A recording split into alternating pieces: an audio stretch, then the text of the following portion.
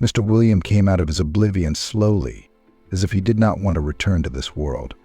It was cloudy outside the window, and the rain, drumming on the glass, brought sadness and longing. At such times one is always apathetic, which is multiplied when one is unwell, and not quite sure that one will live to see the morrow.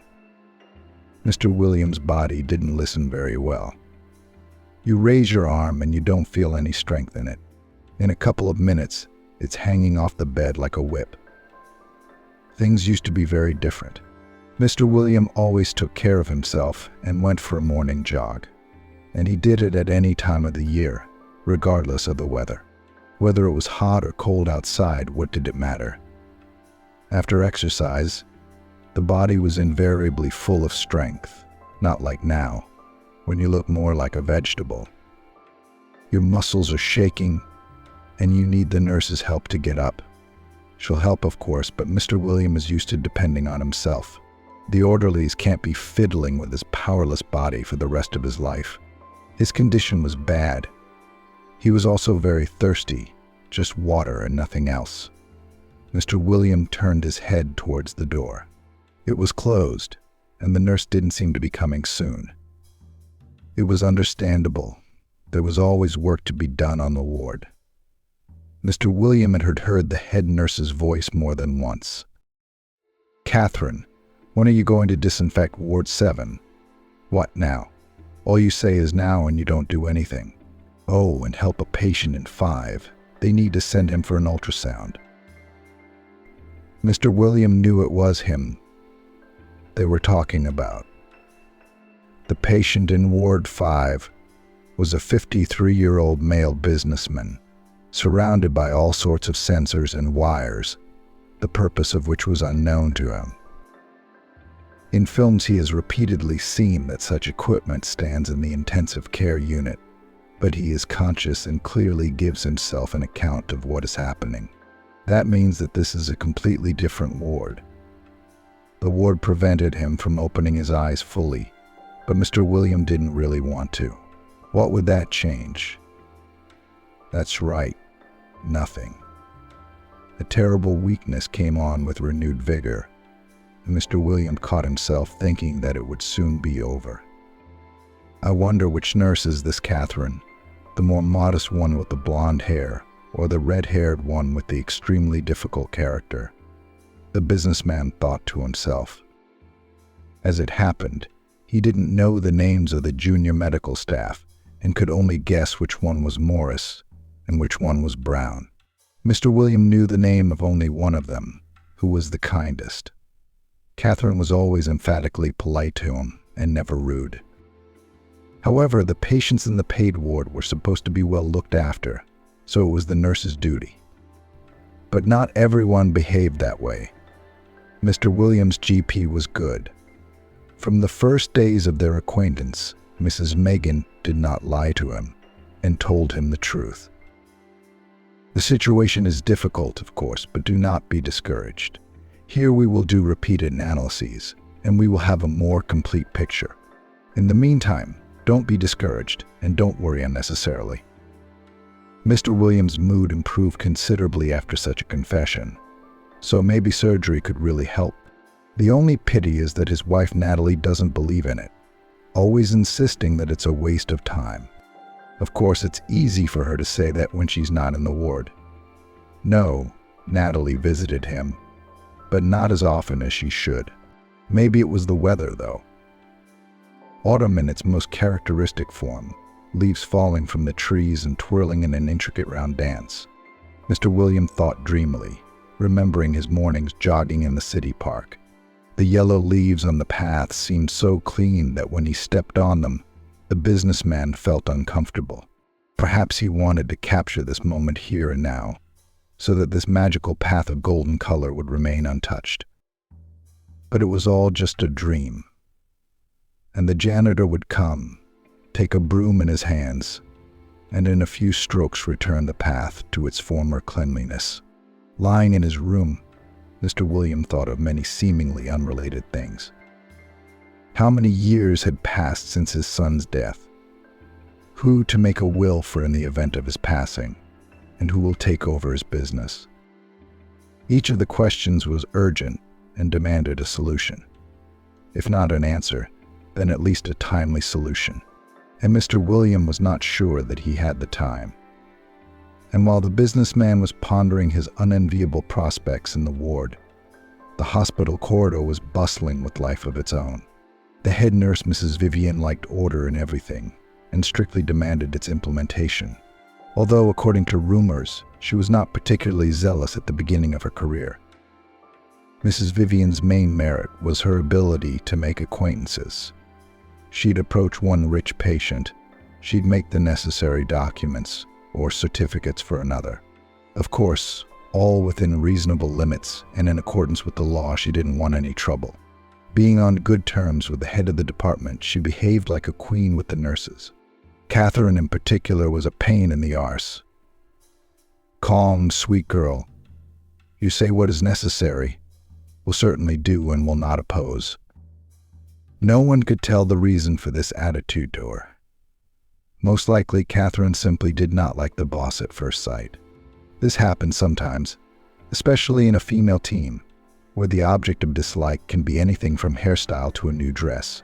However, Catherine always behaved modestly, tried not to stand out from the crowd, wore simple clothes and did not use makeup.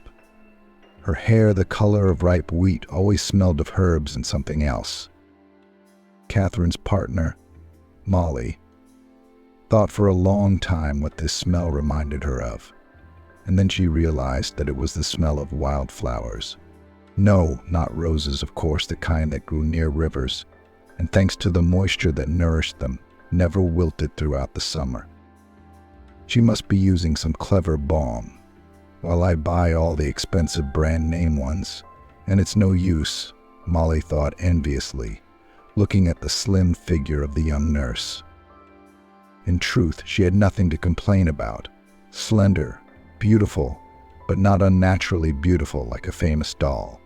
Besides, Molly was cunning and always tried to dump the hardest work on her partner. And now she took a moment to say, "Catherine, take the laundry to the next block. The laundry's all mixed up again." Molly's calculation was simple. She didn't like the weather outside. It was freezing, it was raining, and the gusty wind was trying to knock her off her feet. And only the janitor, Mr. Kyle, was bravely battling the fallen leaves, slapping through the puddles in funny rubber galoshes. "Okay, I'll get it all done now. I'll just make a run to Ward 5.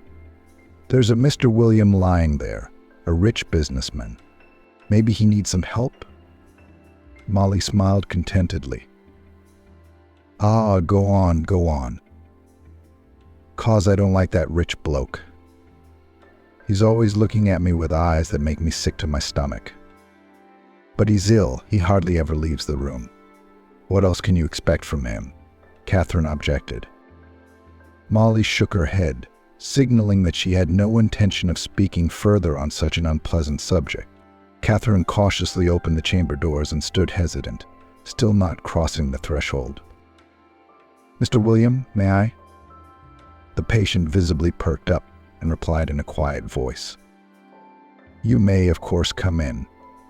Catherine, I need some water. I can't get up." I waited and waited for the nurse, but never got there. Catherine was visibly embarrassed as she had seen Mrs. Vivian in the corridor just 5 minutes ago. "Busy, must be making rounds soon." "Busy," Catherine replied evasively, and poured the patient a glass of water from the cooler. "Thank you, Catherine." Trying to take the glass with a trembling hand, Mr. Williams said. The orderly waited a moment and then helped the exhausted man take a sip. Deep down, Mr. William was ashamed of his helplessness, but there was nothing he could do. No one is immune to this sort of thing. Yesterday you were healthy and feeling fine, and today you can't get out of bed. He looked gratefully at the nurse. Tears glistened in the eyes of the businessman. Catherine understood everything without words, and what is there to say when everything is clear? She was about to leave when the patient lightly touched her hand. "Catherine, do you have a moment? I need your help." "Yes, of course, I'd be happy to help. Can I get you anything, or should I call the doctor? Mr. Williams shook his head negatively. No, I need something else. I want to ask you to make a will for me. Catherine turned pale. A will? What for? And I don't know anything about it. You'd have to be a lawyer. What am I? Just an ordinary orderly. Mr. William was silent for a moment, as if gathering his strength. No, Catherine, I need you to sketch out a little plan from my words. I have a notebook in my nightstand. That's where you're going to write everything down. So what and who gets what? I don't know what's going to happen to me tomorrow. I've dragged this thing out long enough. I should have done it sooner. I was afraid I'd get in trouble. Catherine exhaled a sigh of relief. Well, if that's the case, I don't mind. It's a little awkward, though. But if it's really necessary, what now? I'll just get my notebook. Mr. William looked at her gratefully. She's a good girl. She has time for everything, works tirelessly, not a moment's rest. In the meantime, Catherine took out of the nightstand a large notebook with open sheets and a pen for writing. At the same time, a photograph fell out of the notebook, showing a young boy standing next to an expensive foreign car. Catherine quickly turned the photo over and noticed the inscription on the back, "From a loving son to a loving father." She was embarrassed and discreetly tucked the photo away in the middle of her notebook. Mr. William covered his eyes and wondered where to begin, especially as he was about to make a very unusual will. The fact was that about a month ago, Mr. William had opened several accounts at the bank, into which he had deposited a large sum of money. They were intended for very different people, sometimes unrelated. For example, to his friend who works as a restaurant manager, to a school teacher who has long since retired, to a cemetery keeper who was looking after the grave of his son, who died in an accident. And he had to take care of the monument to his late wife. The list was quite impressive, but the amounts varied depending on the significance of the deed or other factors. Mr. William did not want to carry out such accounting through a notary. Firstly, he did not want the names of the people he had mentioned to become known to his young wife, Natalie. That in case of his departure, will receive the most valuable thing that he has: business, a 2-story house outside the city, and an elite flat in the center, which offers a magnificent view of the city. There was also a minor stepson, but Mr. William took care of him by opening a savings deposit in his name. According to the businessman's calculations, by the time he came of age, Matthew would be a very wealthy man and would be able to dispose of the money as he saw fit. Mr. William could ask the notary to do what he was now asking Catherine to do, but who could guarantee that it would remain a secret? And Natalie's temper was such that she was bound to ruin the lives of the people her spouse chose to thank in this way. Mr. William had just opened his mouth to give the nurse the first name when the door of the ward opened noisily. The businessman looked up and saw his wife standing in front of him, next to whom stood a man in his 40s with a leather briefcase in his hands. It was obvious that the wife had brought a businessman with her, most likely a family lawyer. "Hi, honey. How you doing? How are you feeling?" Natalie asked in a deliberately agitated voice. Mr. William was just about to reply when his wife interrupted him again. "And this is Mr. Norman Harrison, dear, the notary. You said so yourself, so I took the initiative." Mr. William wrinkled his nose and looked guiltily at Catherine. The nurse understood, nodded, and put the notebook back in the bedside table. "Come on, sweetheart, you can come back later." "And it's not a good idea for a nurse to have a notebook," Natalie grinned. Mr. William coughed embarrassedly. He was ashamed of the outcome. But Catherine just smiled and obediently left the room. What else could she do? No matter how one looked at it, Natalie was his legal wife and had the right to do as she pleased. On the other hand, Catherine herself was glad to be rid of such an unpleasant duty as adding names to the list of heirs. No, it was not difficult for her at all. The point was that Catherine couldn't even imagine that this kind and sweet patient could pass away. It's okay, things will get better. Mr. Williams' treatment is good. Mrs. Megan is a doctor from God, Catherine reassured herself, taking her time to complete her second task, to take the laundry to the next building. This happens sometimes when the rush caused hospital equipment to get tangled up in the lobby. Catherine ran into the head nurse, who immediately let loose another barb in her direction. And Catherine, are you still here? Molly told me you'd done everything. No, Mrs. Vivian, I'm just a little late in Ward 5, Catherine answered timidly and took hold of the door handle. Come on, run along. Our assistant, Mrs. Vivian, grinned. It was quite fresh outside. Since mid-October the air had not been so warm, especially when it was overcast, and in the mornings the colder weather was clearly approaching. It was still a long way from snowing, of course, but the townsfolk were already wrapping themselves in blankets more and more often at night. Mr. Kyle didn't mind that at all. With his broom in hand, he looked like a watchman on duty in his own territory. When he saw Catherine, Mr. Kyle smiled. Well, you're here, aren't you? Let me give you a hand, honey. This bale is bigger than you are. No, thanks, Uncle Kyle. I can handle it. It's close, Catherine said. The janitor shrugged and continued sweeping with his broom, raking the leaves into a pile to be taken to the bins. It was impossible to burn fires here, and even in the hospital yard. And what a health hazard. Passing by the gatehouse of Mr. Kyle, Catherine heard strange sounds coming from the open door. At first she thought it was voices, then muffled music. Didn't Mr. Kyle buy a new radio? The old one broke and caught on fire, nearly burning the whole place down, Catherine thought and looked round. The janitor, reading the mute question in her eyes, embarrassedly explained. The telly's gone up. I borrowed it from the guard at the gatehouse for a couple of days, and I promised him my chess set. Very old, of course. But come on, they're made by me, handmade. Catherine looked at the elderly man in amazement, then put the basin with laundry on the bench. I can't believe I'm hearing this from you, Mr. Kyle. You're the one who said there's nothing to watch on the telly, like tear-jerking soap operas or music programs. Yeah, I did. I didn't take it for myself, the janitor mumbled guiltily. And for whom? Mr. Kyle was stumped by the nurse's question. It was obvious from his face that he was struggling to answer. I got the TV for the boy.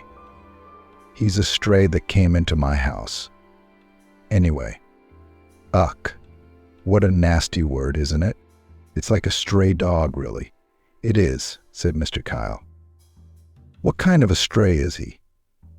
More like a stray, Catherine said with a smile. That's right, honey, a street urchin. I've been thinking about how to say it. I couldn't come up with it. You know, memory fails me. I got hit on the head once. So now I'm not myself, Mr. Kyle sighed. Catherine nodded as she remembered the story. Mr. Kyle had come to the clinic 6 months ago with a closed head injury. He was working in a warehouse as a watchman and was hit on the head from behind during a robbery. He ended up in intensive care. There was no one to visit him. He spent a month in a coma. And to keep a person alive artificially, as we know, is a troublesome and costly business.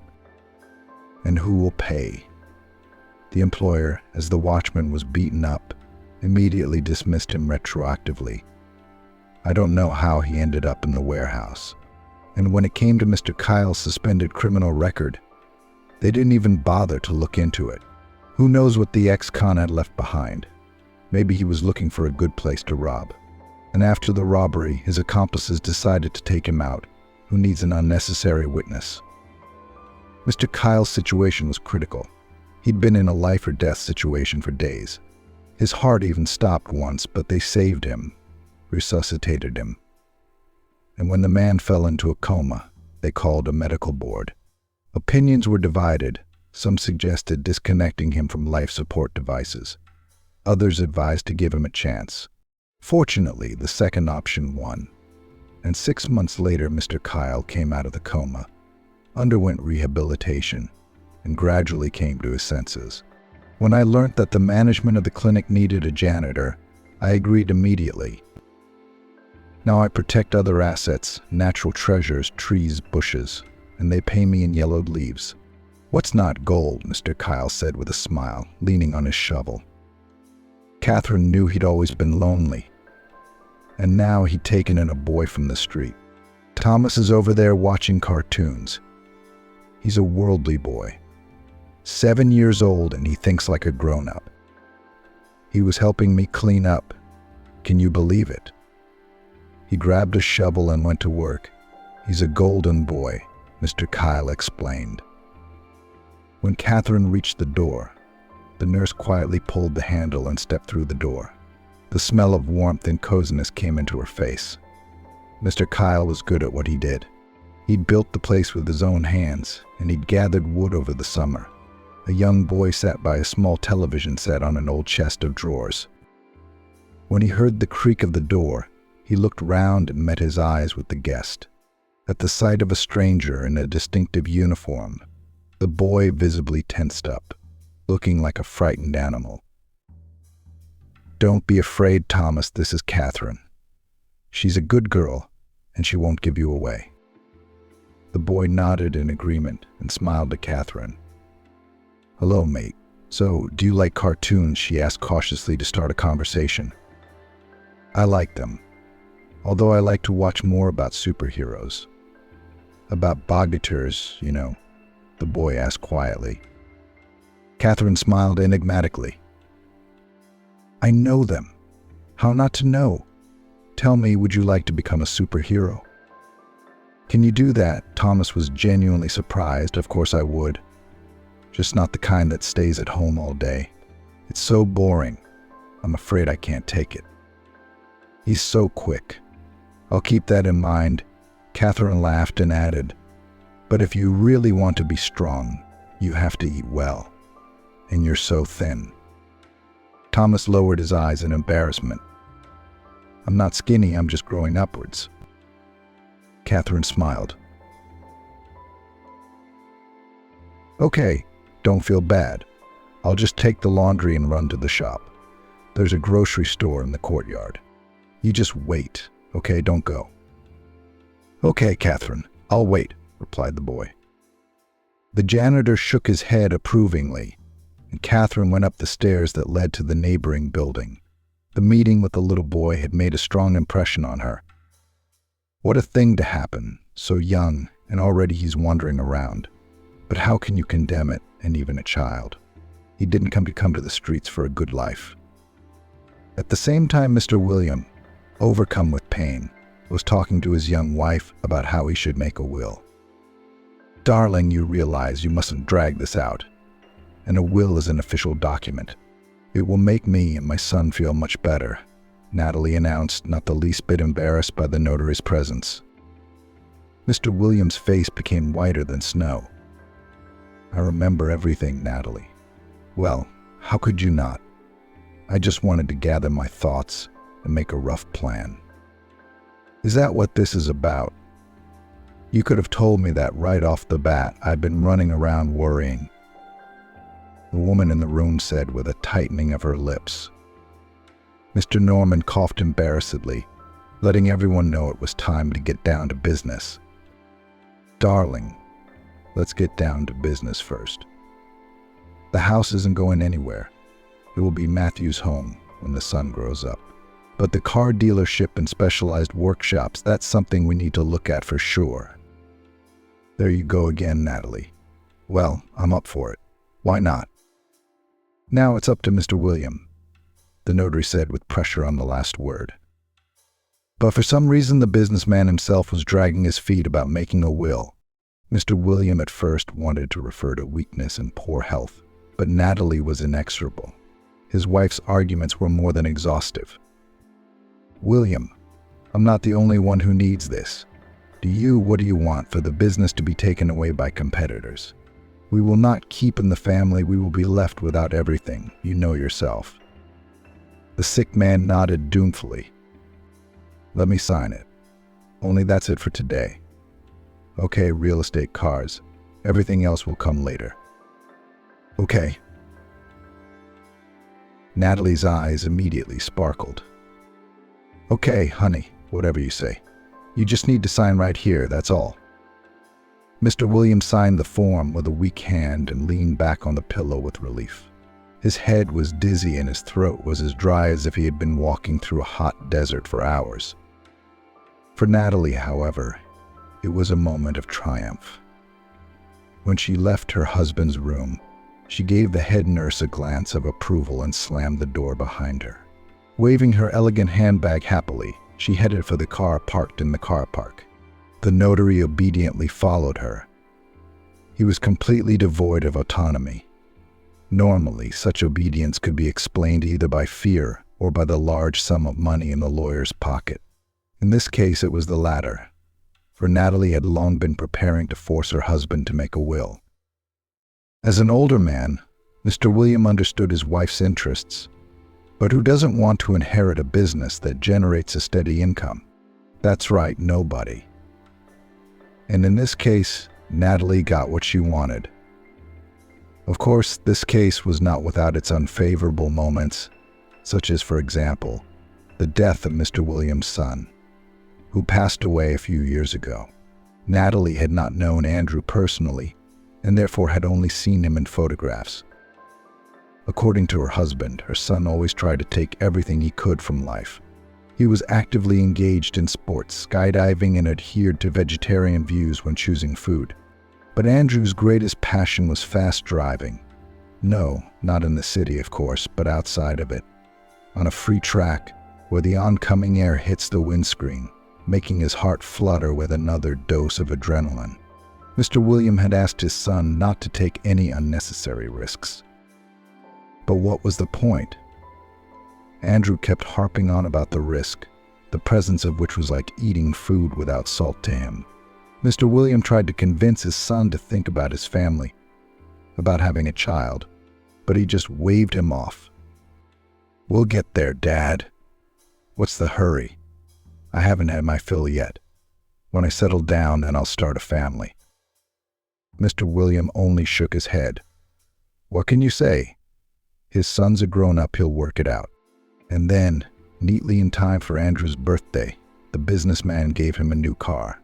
It was an exclusive model, not like the cars his son had before. Even though he liked the gift, he still had a fight with his father that night.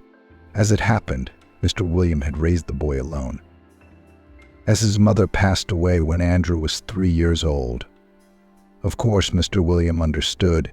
In some ways, he could not provide his son with the warmth and attention he dreamed of. And on the other hand, Andrew always had nannies and tutors so that he could get a good upbringing and education. But somewhere the clear plan of the businessman did give a crack. At some point, Andrew was left to himself, and eventually this played a role in shaping his character.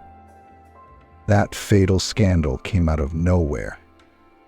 Andrew was quick on the uptake, accusing his father of indifference, which led to the departure of his mother. It took Mr. Williams' breath away. Like any father, he'd hoped his son would be his support, and now it had turned out to be quite the opposite. Tears welled up in Mr. Williams' eyes as his son slammed the door and went outside. There he got behind the wheel of the new car, and the engine roared to life. An hour later, Mr. William learned from a television news bulletin that Andrew had died after falling off a bridge into the river. Because no body was found at first, Mr. William sincerely hoped his son had survived. But searchers and divers shook their heads in frustration and said it was impossible. Mr. William believed, lived in faith and hope for a while. Then Andrew was found. The river carried the deceased body downstream, where it was discovered by local fishermen. But even here, Mr. William assured himself it was a mistake. After all, there are times when inquests are wrong. It must not be his son. No. But when the businessmen came to the morgue for a lineup, everything fell into place.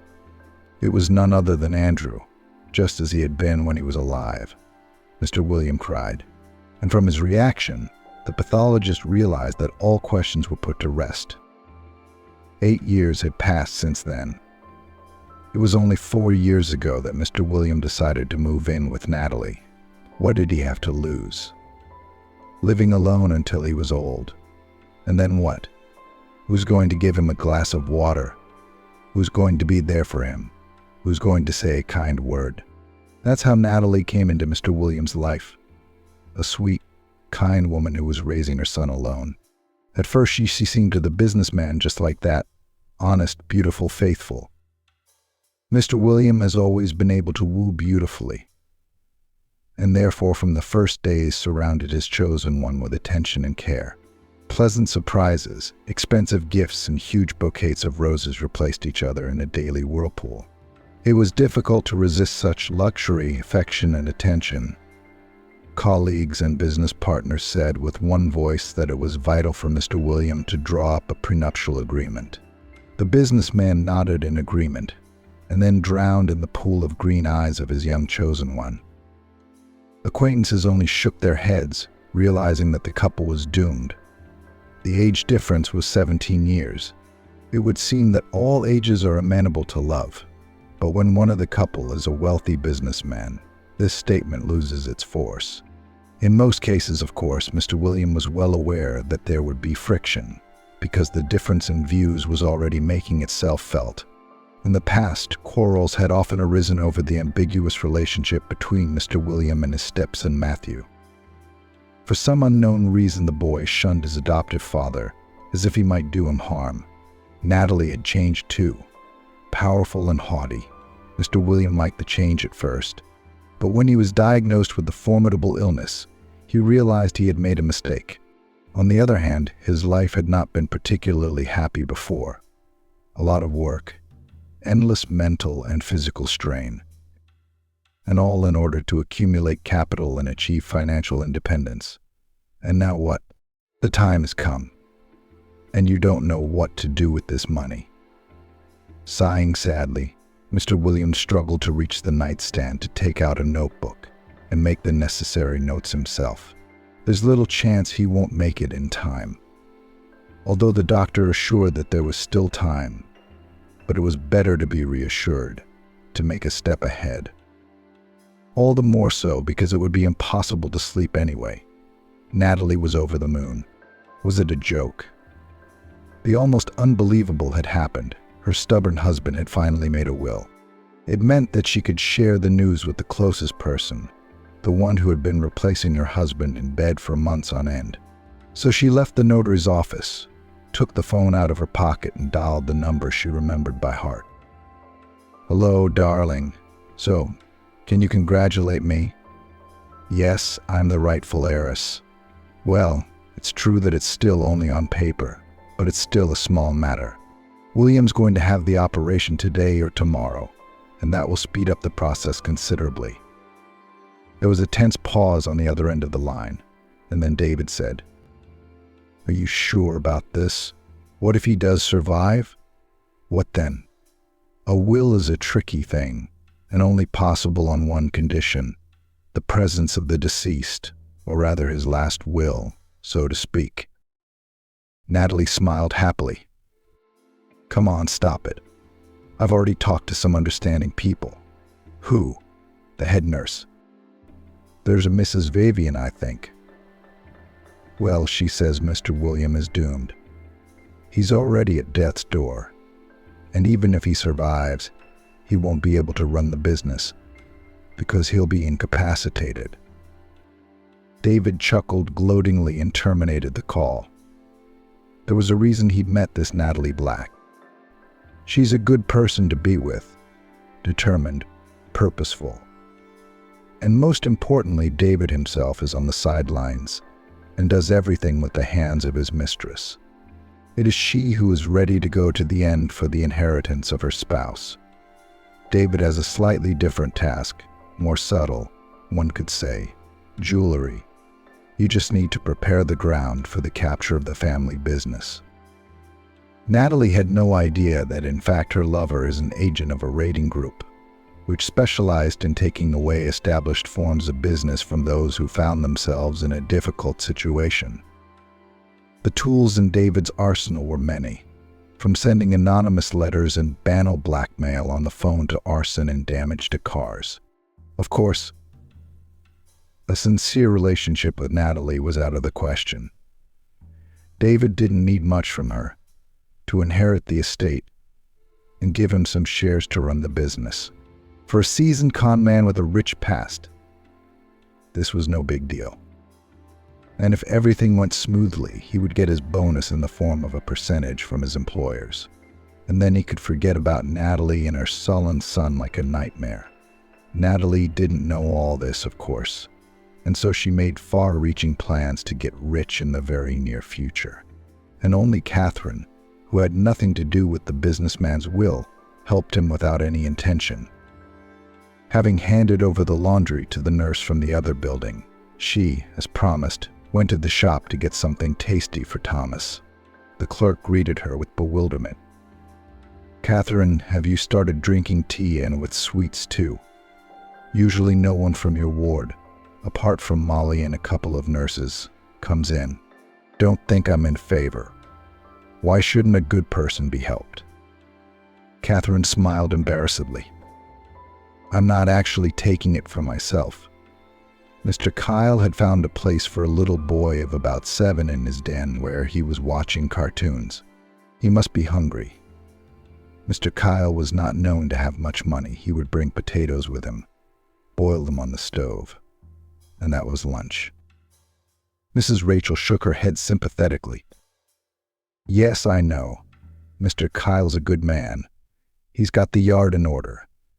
Everything's clean and tidy. Only one thing is he sneaks out to feed the stray dogs."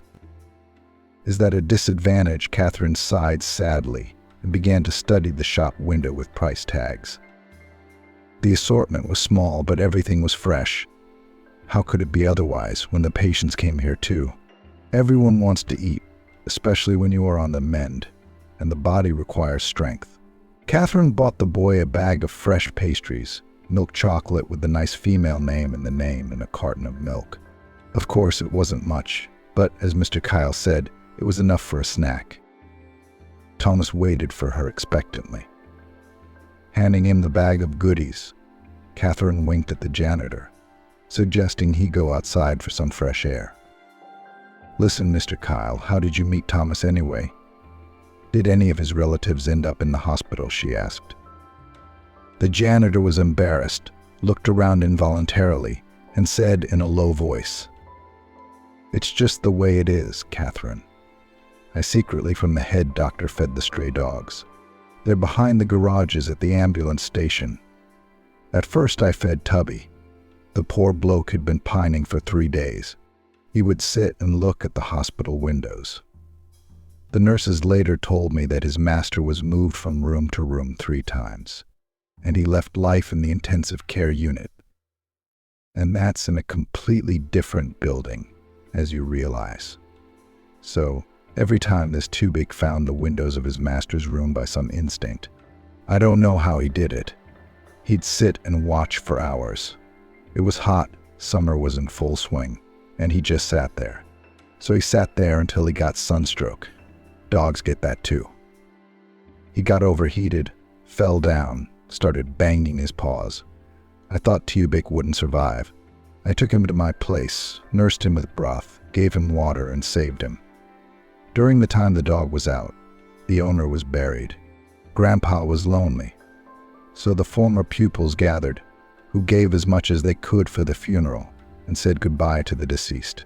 "Tubik has been my friend ever since," said Mr. Kyle. Catherine looked at Mr. Kyle in bewilderment, still not understanding the connection between the stray dog and Thomas. Reading the mute question in the orderly's eyes, he shook his head and continued. "I know I'm starting from afar. Anyway, I'm no good at short stories, no matter how you put it. I'll try to keep it short, Catherine. Tubby started coming to my shift. I can't take him back to my place. I live in a communal flat. I don't have enough space. Where else can I put him? The neighbors won't understand. They'll start a scandal. And I don't need that, you know. Anyway, Tubik comes to me. but not alone. Not alone, Uncle Mr. Kyle. Catherine couldn't help herself. Mr. Kyle smiled. Just like that. Started to bring his friends on a stray share. First Countess, a lame sheepdog, then Botsman, a noble mongrel, a loaf of bread in one sitting. Then there's Bagel and Jack. All in all, it's a small pack. I feed them bones every day. I can't feed them meat, you know. I do it once a week, no more. Otherwise, I make them breadcrumbs and porridge on my hot stove. You know how the cups are empty in no time, and I don't even have to wash them. They shine like new. And recently I went out to distribute breadcrumbs. I gave them to one and another. Suddenly I heard a child's voice, a thin, pitiful one. Give me some breadcrumbs, uncle. I jumped from surprise. And in the midst of the dogs, a little boy was standing there, like Mowgli, God forbid. So I took him by the hand and took him to the gatehouse. It's warm there. That's how I met Thomas. I don't know what to do next. At this point, the old man deliberately paused to give Catherine a chance to realize what was said. Yes, it happened, she shook her head. And what about parents, Dad, Mom, Grandma? Is there no one left alive? With difficulty restraining excitement, asked Catherine. The janitor looked apprehensively at the door of the gatehouse, then said, Thomas says he hardly remembers his mum. True or not, she died in childbirth, and he himself lives with his stepfather. Alcoholic on the boy's allowance, and the stepson is hungry. So Thomas runs away from home to avoid his stepfather. Catherine's cheeks flushed with indignation. How can this be?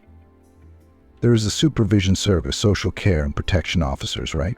In the end, it is necessary to report, and this scoundrel will have a hard time. The man sighed sadly. If only it were that simple, honey. The neighbors, as the boy said, have tried it. Only in response to a complaint, I set fire to their barn at night. The whole place burned down. Only ashes were left. And you say? Catherine's lips pressed into a thin line. Well, no, I will not leave it like that. What is this? A boy begging on the street, and some scoundrel living on his allowance. Mr. Kyle nodded in agreement. That's true, sweetheart. I'll help you if you need it. I won't stand by. But it's going to take time. Where's he going to live during that time? I have nowhere to take him, and even after the last rain, the roof is cracked. I've been collecting water in a tin basin all night. I'm exhausted. In a place like this, you can get sick. Catherine thought about it, but what was there to think about when the decision came at once? Let her live with me for the time being. I have a house, though small, but still warm and dry. Let him stay with you until the end of the shift. Thank you, sweetheart. Mr. Kyle looked at her gratefully. I'll be grateful to you for the rest of my life. I don't know how to handle a baby. To look after a stray cat or a dog, it is easy. But here a little boy. Catherine smiled and hurried to the ward, not knowing that she was being closely watched from the window by the head nurse.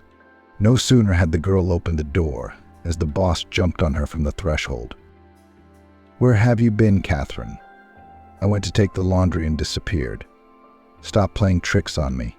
You can't do that to me. If you don't want to work, just say so. She's just standing there, making eyes at the janitor. Catherine was outraged and out of breath. How can you say that? What eyes? Mrs. Vivian grinned. And those, the very ones you were building for the businessman. I don't know what you're implying, Mrs. Vivian, Catherine muttered embarrassedly. The head nurse looked at her subordinate with undisguised disapproval. She doesn't understand. She doesn't realize how badly that businessman felt after you left. Anyway, he left you some note. He's choking himself, and he's shoving it into my hand. Tell her, please, I beg you. Ugh, I can't even remember it. There was a question in Catherine's voice. Is something wrong? "Why are you looking confused?" snapped at the nurse. "Where's the note from Mr. William?" "He left it for me, didn't he?" Catherine asked, overcoming her innate shyness. Mrs. Vivian winked. "Well, you're annoying, Catherine. Do you think I was interested in digging through that scribble? I threw it in the rubbish bin. It's just lying there. It's no big deal. Well, if you need it, you go look for it. And don't frown. You shouldn't come to work with a frown on your face, so you don't have to go through the rubbish." "What about Mr. William? Is he feeling better?" Catherine changed the conversation. "He's not better, Catherine. Are you listening to me carefully, or are you in the clouds? I'm telling you, he's not feeling well all of a sudden." Mrs. Megan checked him out and sent him to Unit 1. "But she knows best, she's a doctor," the head nurse shouted, realizing that the conversation was over. Catherine went to the ward and began to do her usual work. The thought that Mrs. Vivian had thrown the note into the wastebasket persisted in her mind. My God, why did she do that? Couldn't it be handed to the addressee? She thought. Though why should I be surprised? She doesn't give a damn about me. As she mopped the floor with a mop, Catherine thought. At that moment she realized that Mr. William had left the note for a reason, which meant that she had to find it by all means. Mrs. Vivian threw down the crumpled sheet, deciding it was best to search the basket next to the sister's room. Catherine stealthily proceeded to examine it. It wasn't just the sick businessman's note that she was getting down to business, however. The fact was that cleaning was on the list of her direct duties, so there was nothing unusual about it.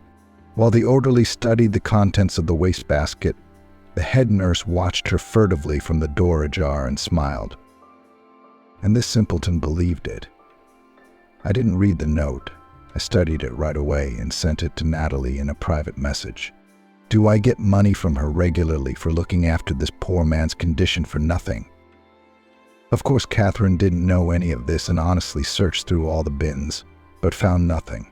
The clue was that immediately after reading and handing over the photo and the message, Mrs. Vivian had burned a sheet on which was written the code of one bank deposit box. Seeing it, Natalie felt a joyous excitement.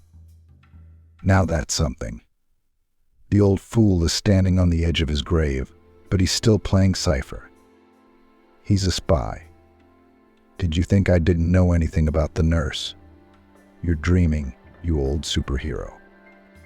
The news of the secret safe deposit box pleased her lover David. It's a nice little bonus on top of the interest on the work we've done. Now we'll split everything in half, and then we can disappear, thought the young scoundrel on his way to the bank. Natalie's mood was high. It was such a masterly trick on this rich man. They should make a film or write a story about it, she thought. Natalie wanted to shout her triumph, because judging by the code of the bearer box, there was an impressive amount of money in there, possibly even in currency. Still, it was nice to be the favorite of fate. When they arrived at the bank, Natalie and David went to see Mr. Terrence, the banker. Why should they be embarrassed? Well, he's dead and the will is in her name. The main thing now is to keep the funeral in mourning so no one suspects a fraud. They say there are even special drops for tears nowadays. It's amazing what science can come up with artificial mourning, Natalie whispered in David's ear. He smiled, mentally calculating the numbers and zeros in the sum due to him. The banker was sympathetic to the young couple's request and volunteered to personally escort them to the vault. Mr. Terrence, do you have a money bag, if anything? Well, we can't just carry $1 million behind our backs like that, Natalie asked and giggled softly. The banker raised an eyebrow in surprise. We can, of course. We can even hire you a car and security if you need it. It's all paid for in advance to the bearer account holders. Security is already a good deal. We'll save money on taxes too, whispered the thrifty David, who was carefully keeping a tally of the money spent on bouquets for Natalie. After the assignment, he intended to submit a reimbursement bill to his employers at the rating firm. Every man for himself, as they say. The descent to the safety deposit box vault seemed endless steps, turns, doors, and steps again. Finally, they were there. Mr. Terrence checked the data and, after a brief hesitation, laid out a small stainless steel metal box in front of the clients. That's it. David couldn't help himself as he tried to determine by eye just how much money was in this improvised box. Well, yes. Is there anything else needed? The banker wondered. Natalie waved her hand impatiently. No, it's fine. Open it quickly, she said nervously. Mr. Terrence smiled detachedly. And it opens simply. You take off the lid, and it's just like an ordinary box, only without the hinges. Shall I get out? That's what the instructions dictate. For God's sake, we have nothing to hide. Money is money. Gold is gold. What's there to hide? I'd be happy with diamonds too, Natalie snapped. The banker silently pressed his lips together and took 2 steps away from the table. David rushed to the drawer and, tearing off his fingernails, threw the lid aside. The lovers looked inside eagerly and with difficulty suppressed a shriek of astonishment. The box was empty. Or rather, not quite empty. At the bottom lay an envelope of heavy paper. Well, he must have put a bank card in there. Yeah, probably without a limit or something, Natalie whispered and ripped the envelope open with a jerk. But there were no plastic cards or bank details inside. The envelope contained Mr. Williams' torn will and a crumpled album-sized sheet of paper on which a bold and masterful fig had been written with a felt-tip pen. Yes, the fig, the familiar sign that required no explanation from the addressee. For a moment there was an oppressive silence in the room, and then the banker asked in an emphatically polite manner, "Will you be ordering a security car?" Natalie looked at him with a hateful look, and then sobbed out loud. Her cunning and prudent husband had beaten her by calculating everything in advance. Mr. William had played on the greed of the head nurse, who would surely pass the note to his unfaithful wife. The businessman had long suspected that Natalie was cheating on him, but had no direct evidence. However, when during the illness of his wife began to insist on the imminent drafting of a will, he realized everything. Of course, to set up Catherine, businessman did not want to, and in the case of writing a list of heirs would have given her real names and details. But since Natalie burst into the room in the middle of the conversation, Mr. William had to use Plan B. And now, lying on the operating table, he was gently drifting into a state of sleep, induced by the anesthetist's calculated dose of anesthesia. But all this Catherine did not know, as she was determined to adopt Thomas no matter what. That same evening, she visited the stepfather of the baby, but he only laughed and began to tease the guest, reveling in the feeling of his power and superiority. Tears glistened in Catherine's eyes. What could she do to this big man with hands covered with tattoos? Crying, calling for help. But the neighbors remained silent, hiding in their homes for fear of being caught in the act. They'd had enough of his rudeness. "Get the hell out of here," the villain hissed. The only thing the big man didn't have time for was that the faithful dog Tubik and his pack stood up for Catherine and their new companions. The bosun, the countess, and a dozen angry dogs quickly established a balance of power, driving the wretch into a tree with artificial legs and other things not to be spoken of. Having punished the offender, the dogs ran up to the boy and began licking him from head to toe. "That's enough. That's enough for me today," Thomas laughed happily. At that moment, a photograph fell out of the left pocket of his jacket. Catherine picked it up in a flash and froze in amazement. The photograph was of a young man in his early 20s standing against the backdrop of a luxury foreign car. The guy's face seemed familiar to her, but where could she have seen him before? "My dad," he said. "The photo is from my mom. It was left with her nappies. Mom lived with her stepfather then, intercepting Catherine's surprised look. The boy explained. The girl aghast and remembered where she had seen this picture before. That's right, in Mr. Williams' notebook. So the late Andrew Willis is Thomas's biological father. My God, is that possible? Ran through Catherine's mind that evening. She never got an answer to her question, nor did she learn the truth even a week later. For a complete unraveling it took a month, during which time many interesting things came to light. Shortly before his death in a car crash, the late Andrew Willis had a relationship with an orphan girl, Judy, who became pregnant by him. Unfortunately, Judy only found out about her situation after the tragic death of her fiancé.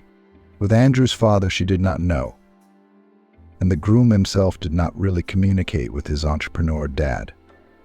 Then the poor woman decided to bring up the future child alone. But life turned out to be much harsher than imagined by the naive pupil of the orphanage. It so happened that fate brought Judy together with a former pupil of the orphanage who graduated 3 years earlier. Believing the stories of a scoundrel, she agreed that Miles would become her son's daddy. What happened next is already known, as Thomas's mom passed away during childbirth. In memory of the boy remained only a photo of his father, who could help him only from the other side of the world, and that was assuming that light existed. Mr. William lay on the couch and cried. Tears streamed down the man's face when he saw an exact replica of his son, held by the hand of the nurse Catherine. The private detective, clutching a folder of the investigation, stepped aside in embarrassment. Glancing at Catherine from time to time, Michael was hesitant to offer his hand and heart. Mr. William looked at Thomas, then gestured to all of them, and began to embrace them one by one. Naturally, according to the degree of kinship and personal qualities displayed during the investigation. Thanks to his timely intervention, Natalie and her lover David were left with nothing. Literally, because overnight they lost all support, family, employers, and patrons from above. Nobody needs losers. These are the harsh realities of life. But in the case of a doomed businessman, everything has changed dramatically. Fortunately, the operation was successful, and in the life of Mr. William again appeared hope, the very thing that fills the body with energy and the necessary motivation to conquer new heights. Well, hello, grandson. Now we'll never part again, the man whispered, turning to Thomas. Catherine embarrassedly stepped aside, where she was immediately taken by the hand with a meaningful look. Private Detective Michael. It so happened that during the investigation, the young people had managed to get so close that they felt a strong mutual sympathy for each other. Mr. William looked at Catherine and Michael with a smile. So, boys, have the kids managed to write the old people off yet? The young orderly giggled embarrassedly, giving her fiancé a chance to prove herself. What are you, Mr. William? What kind of old man are you? You have yet to live and live. Your prime is just beginning, the lad immediately replied readily. The businessman smiled and looked lovingly at Catherine, whom he had come to regard as his daughter. How could it be otherwise? Thanks to her help, he got the grandson he had been dreaming of for many years, which meant that Mr. William would have a new opportunity to bring up the child, so that he would grow up to be a real man, the kind of man his son had not had time to become.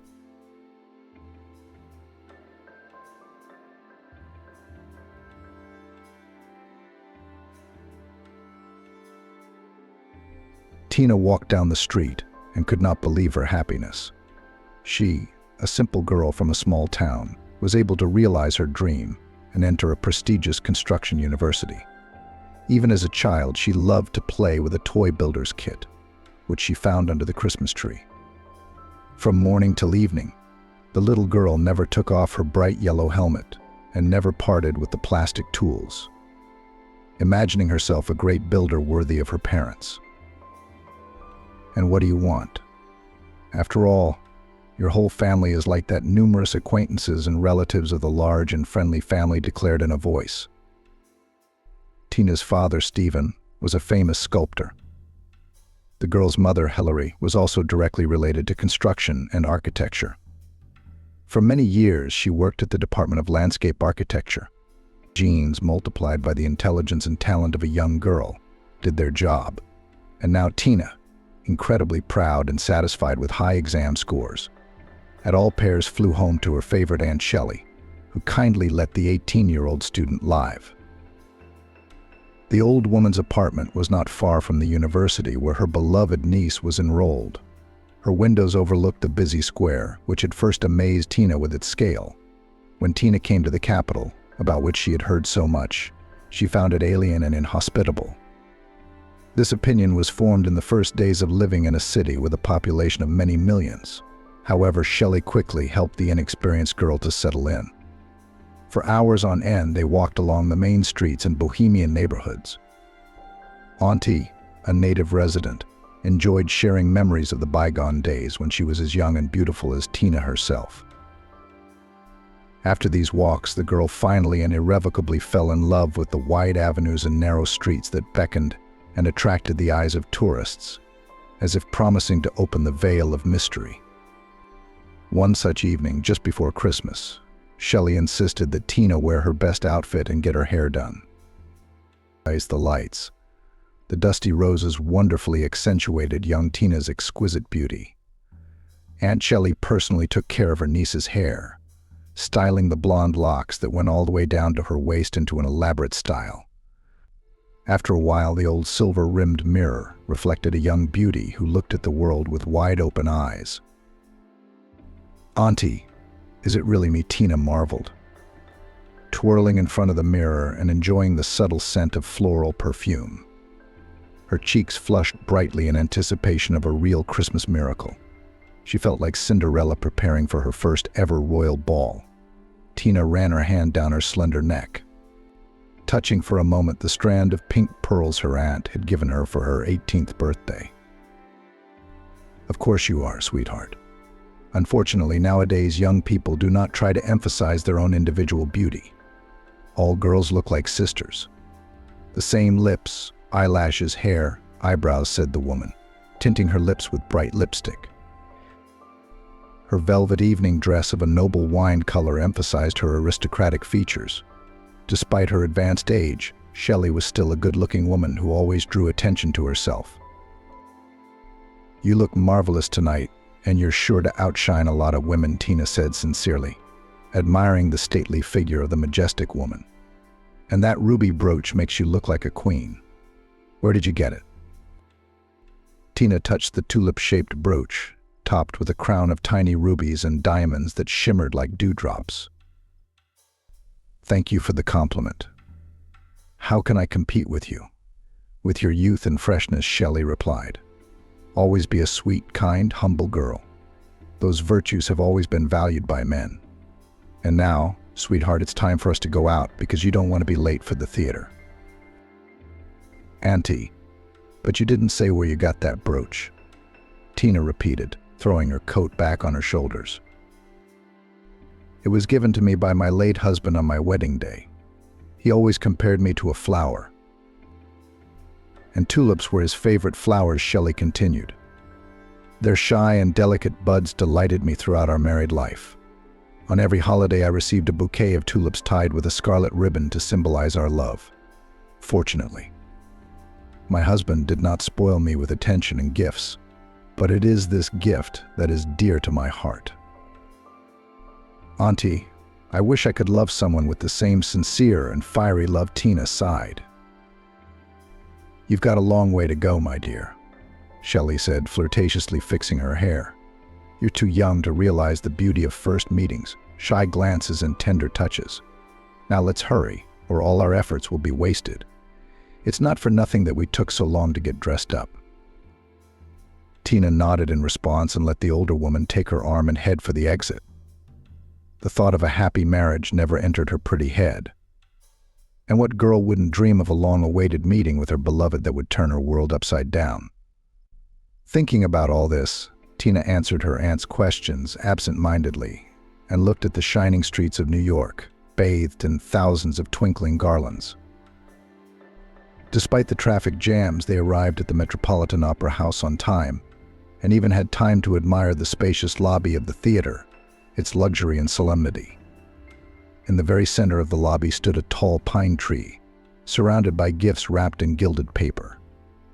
Tina was particularly impressed by the antique toys that magically attracted attention. Pewter soldiers in brightly colored uniforms were absolutely enchanted by beautiful ballerinas frozen in a jump, their open-work lace skirts, decorated with feathers and rhinestones, swayed from side to side, as if their owners were alive. Taking a seat in the box next to Shelley, Tina was out of reality for a few hours. The ballet nutcracker completely captured her, subdued her, and carried her into unknown distances. Together with the brave little Marie, she spun around the ornately decorated Christmas tree, fought hordes of rats, walked with the prince, the nutcracker's bow, through the fairy tale forest in anticipation of the holiday. When the action was over, Tina found her cheeks wet with tears and her chest heaving with joy and happiness from the fairy tale production. Having visited the theater only once in her life, Tina had fallen in love with it forever. Returning home, the happy but tired women immediately headed to their bedrooms. After changing into cozy pajamas, Tina took off her makeup and untangled her curls in preparation for sleep.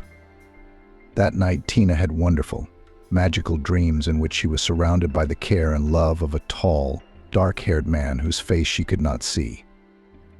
No matter how hard she tried, his voice so dear and sweet to her heart, repeating over and over again the words of love, caused her to feel the same way. But a sudden black whirlwind shattered the idyll of the happy fairy tale.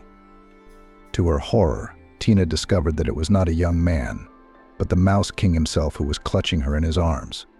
His clawed paws, covered with short black hair, left marks on her shoulders. In fear, the girl looked into his scarlet eyes, dimly shimmering on his sinister face, proud ears with protruding stubble and short but sharp fangs. "You are mine now, mine forever," the Mouse King shouted gloatingly as he put the crown on her and watched her turn into a rat. With difficulty, Tina managed to escape from the embrace of her nightmare. Wet with sweat and tangled hair, she terrified Aunt Shelley, who was awakened in the middle of the night by her screams. "Honey, did you have a bad dream? Don't feel bad, it happens. It's just a dream. Soon the morning will come and your fears will go away like smoke," Shelley comforted her crying niece. Her affectionate hands clasped the girl to her, and she never stopped stroking Tina's hair. I saw him, and I'll never forget his ratty look," the girl said and burst into tears. "But worst of all, he put a crown on me, and I turned into a disgusting rat, just like him." "Tina, but that's impossible. You realize that wearing a crown doesn't make you a nice, pretty girl. You're just very impressionable. Did the ballet we saw the night before stick in your memory?" "Yes. Oh, honey, please don't cry. You don't want to upset your Aunt Shelley, do you? After all, I was the one who initiated this unfortunate trip." "Okay, Auntie, you must be right. It's just that my dream was so vivid and memorable that I completely lost my head," Tina agreed. Shelley didn't seem to mind, but she was alarmed by her niece's dream that she'd had on Christmas Eve. Dreams that occurred on Christmas Eve usually spoke of global changes and warned of danger. The woman began to believe in dreams after the death of her husband, whom she loved more than life. A week before the tragedy, she saw herself in a cemetery with a bouquet of tulips, the flowers that her husband so idolized. She silently placed them on a fresh grave and wandered along the road. A few days later, a heart attack took from Shelley the man in whom she saw the meaning of her life. Had it not been for the children, who surrounded their mother with affection and care, it is likely that the old woman would have followed her husband, unable to bear the bitter separation. The recollection of bygone days aroused in her breast a long-forgotten bitterness. No, her wound wasn't fresh, but her soul was still sore, covered with crosses and scars.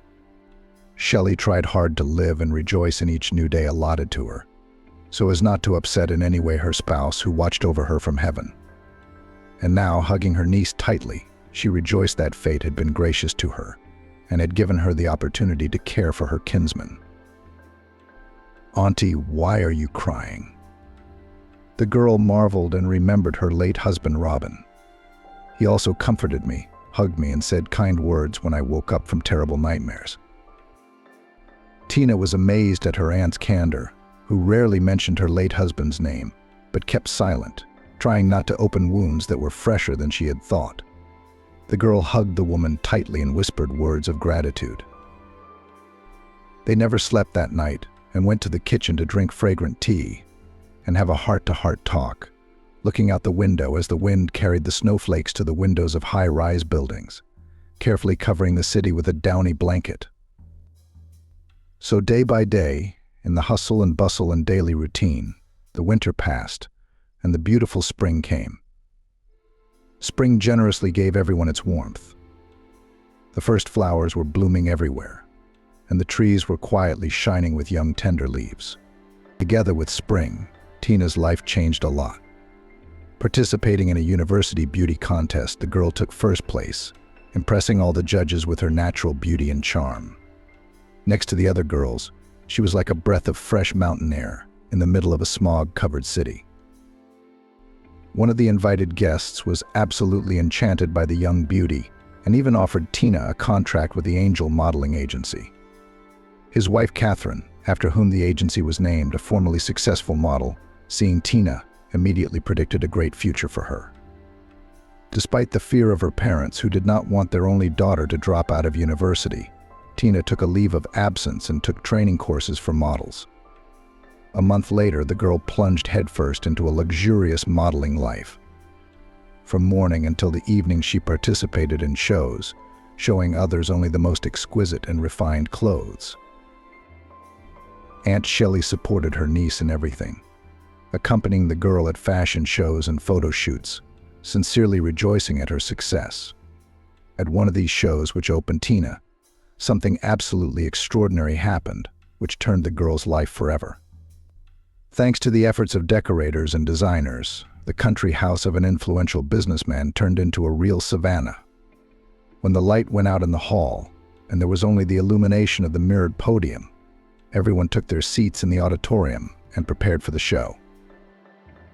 Light ethnic music started playing, and the hostess in a bright yellow dress, which made her look like an exotic flower, came to the microphone and made a welcoming speech. Opening the show was a young diva named Tina, the talented discovery of Angel Modeling House. Slender beauty in a colorful airy dress and a painted scarf tied on her head like a turban, with the grace of a panther before the jump came to the podium flooded with dazzling light of spotlights. Her movements were polished and precise, smoothly walking on high heels with high lacing, now and then exposing her slender legs in the bold slits of her dress. She strode to the end of the podium like a goddess. After a quick glance around the audience, the girl deftly flapped her long silk sleeves, more like giant wings. Proudly, she turned around and disappeared backstage. Her back shone from the myriad of sequins applied to her body. The guests of the show, both men and women, were absolutely mesmerized by the young diva with snow-white skin and turquoise-colored eyes. That evening, dozens of luxurious outfits with humorous prints, fringe, bright colors, and unusual patterns were demonstrated. Large jewelry and extraordinary dresses, blouses, skirts, pants, sundresses, and overalls attracted the attention of the city's fashionistas, who closely followed the performance. Each of them was ready to part with a tidy sum of money just to become a happy owner of fashionable clothes. But the stronger half of humanity was more attracted by long-legged beauties, blondes, brunettes, shades, and redheads. Representatives of the modeling business charmed many. Married men could afford only occasionally glance at the girls, giving more time to their companions. But bachelors came to the show with only one purpose: to choose a worthy spouse, who will look spectacular against the background of her husband and will be able to support small talk. At least a dozen models were invited, but only Tina's name was on everyone's lips. All the other girls, many of whom were world-famous models with rich experience, paled in comparison to the young wonder. Designers quarreled among themselves, wishing that the clothes under their brand advertised only Tina, and modeling agencies offered the girl huge sums of money and the most favorable conditions, hoping for fruitful cooperation. However, Tina was faithful to her choice. She firmly decided to stay in the modeling house, which discovered her talent and did so much good for her. And its owner, the talented and energetic Catherine, had long been Tina's best friend with whom she could discuss anything. After the luxurious show, there was no less luxurious buffet. Champagne was flowing. Exotic fruits and light appetizers were simply amazing. Live music sounded from everywhere, creating a special mood when you want to dance all night long, despite the fatigue. Tina, dressed in a gold jumpsuit with a deep neckline and pants, looked simply dazzling that night.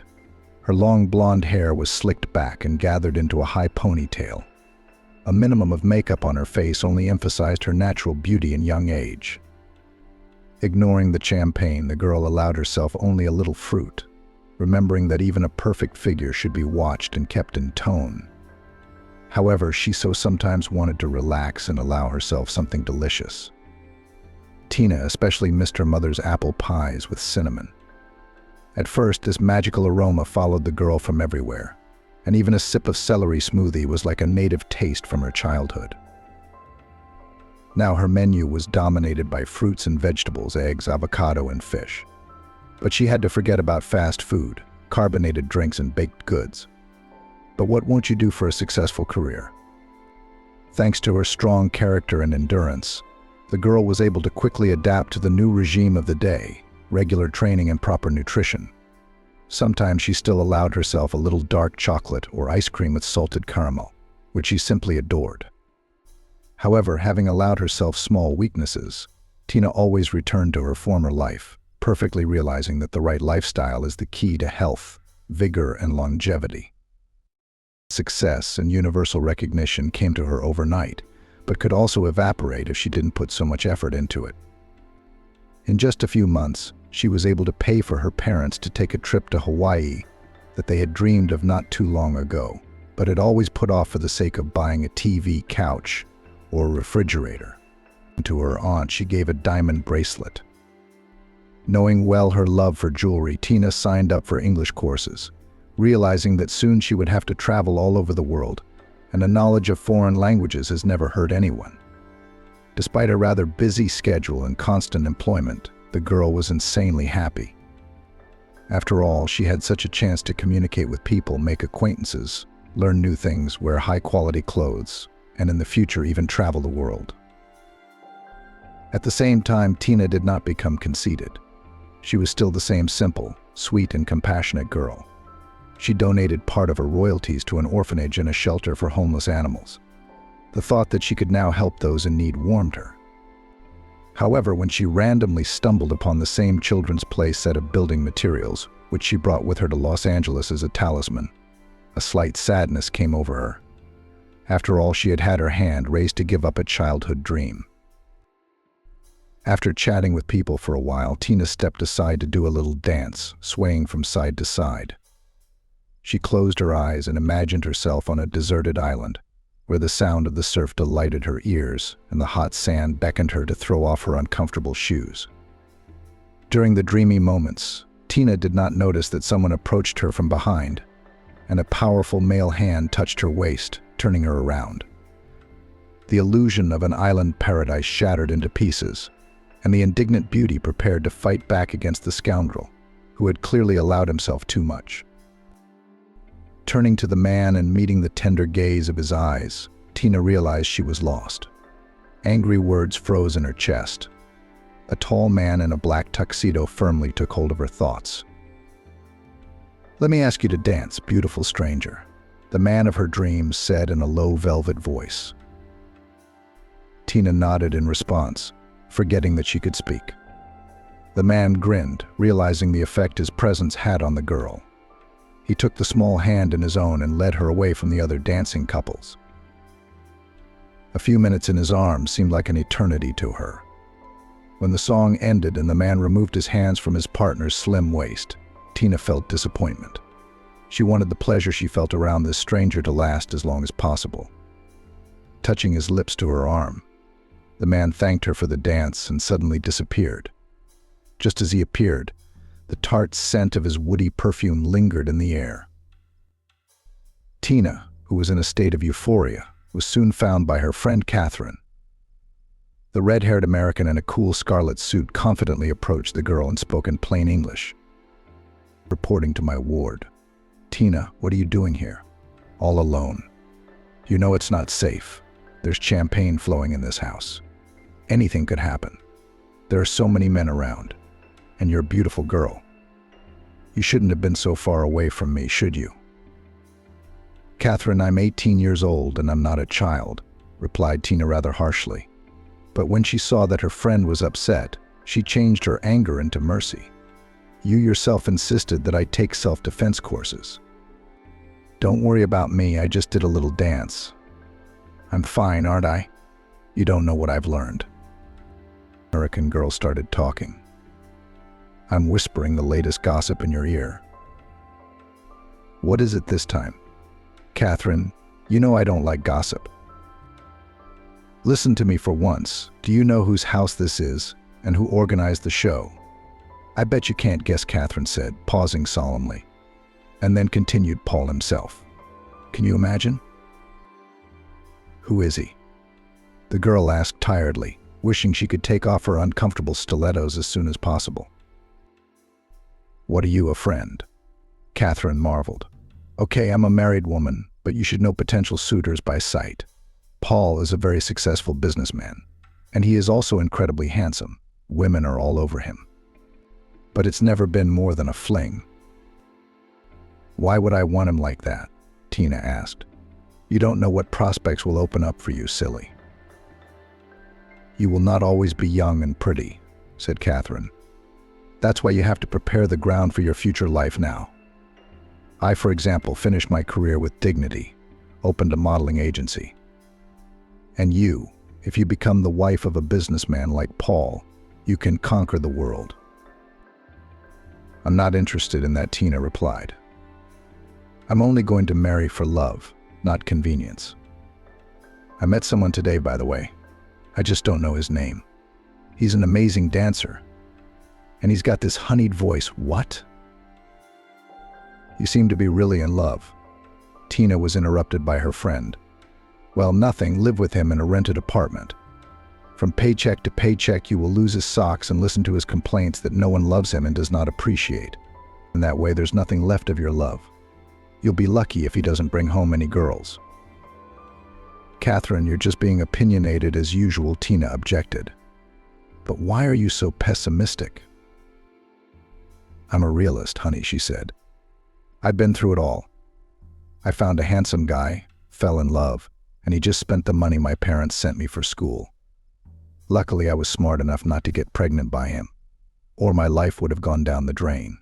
No money, no home, no profession, and in a foreign country. I was just trying my hand at modeling and had never even thought about it. Then I met David, who recognized my talent at one of the auditions and helped me move up the career ladder. In return, he demanded nothing from me. No close relationships. I was amazed by his intelligence and intellect, and only years later I realized that I loved and respected this man. When I confessed my feelings to him, it turned out that he had fallen in love with me at the first meeting, but was afraid to scare me off with his pressure. He waited patiently for me to be ready for a new relationship. He became a good friend to me first, and then a loving husband." "Well, your example proves that miracles do happen," Catherine said. "But not to everyone, baby. If you knew how many girls broke down after their brilliant career overnight collapsed. So forget your fairy tale prince on a white horse. It was probably just a waiter hitting on a pretty girl." "No, Catherine, I don't believe you," Tina said. "True love can't bring only misery to lovers." Tina tried to object, but the host's voice called all the guests back to the main hall. "Ladies, gentlemen, may I have your attention now," the hostess said. "A man to whom many African families owe their lives will now take the stage, because all the money from this show will be donated to families in need. Kindergartens and schools will be built in remote African provinces. Ladies and gentlemen, I'd like to ask Paul to come up on stage." There was loud applause, and the girls in the audience tried to get as close to the podium as possible to get a closer look at the man who approached the microphone. Tina, who was standing quite close to the stage, was almost swept aside by the nimble wealth hunters. Fortunately, Catherine was nearby and cleared the way cleverly from the girls with unnatural lips. When a man approached the microphone and spoke, Tina was horrified to recognize him as the very stranger she had given the dance to. But why didn't he introduce himself?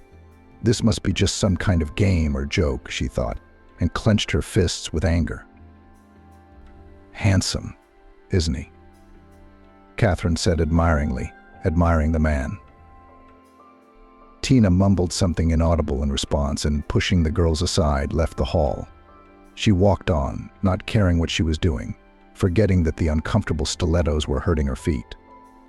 She was angry, and her emotions demanded an outlet. Suddenly, however, someone grabbed her arm. She thought she had caught her bracelet on some trinket and turned around sharply. It was not right to spoil her aunt's gift of a gold filigree bracelet. She glanced at Paul, who was clearly running after her, and looked at him scornfully, then turned away, folding her arms across her chest.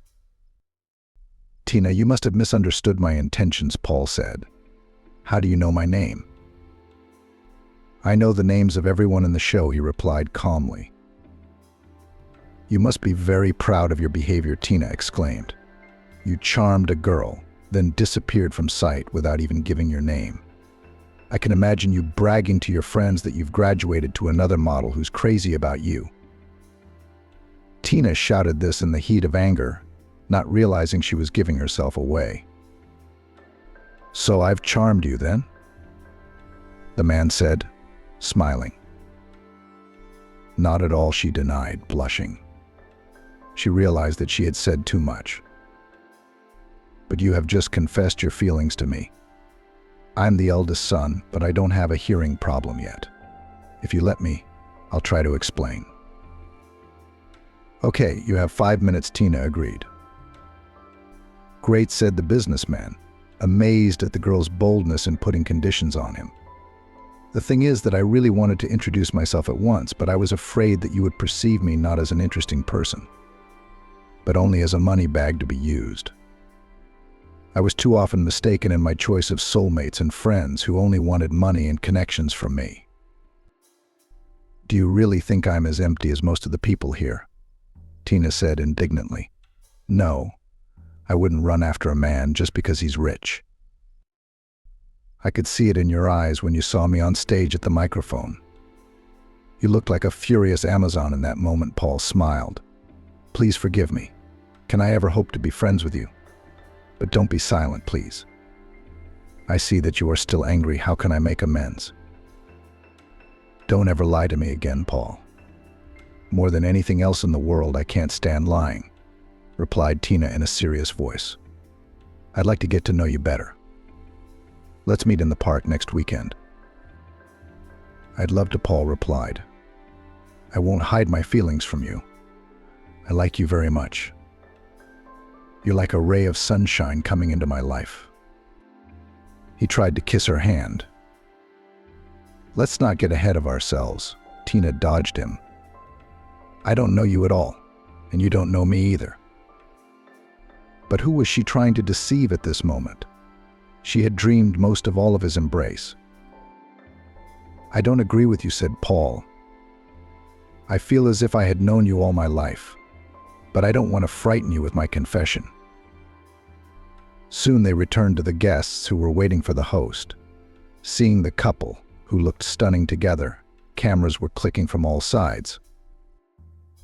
"I'm sorry, my guest was so engrossed in looking around the house that she got completely lost," the man explained his absence. "Luckily, I was there to help." "What does that mean?" Elizabeth ran up to her friend and demanded an explanation. "Elizabeth, Paul Sobolev is the stranger I told you about," Tina said. "He explained everything to me, and we're meeting in the park this weekend." "Wow. You're lucky, my friend. He's totally smitten with you. You can see it with the naked eye, but don't lose heart and get him to marry you," Elizabeth exclaimed.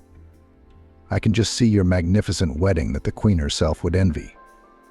An old chateau in France, the cream of society, crystal glasses and bridesmaids in evening gowns.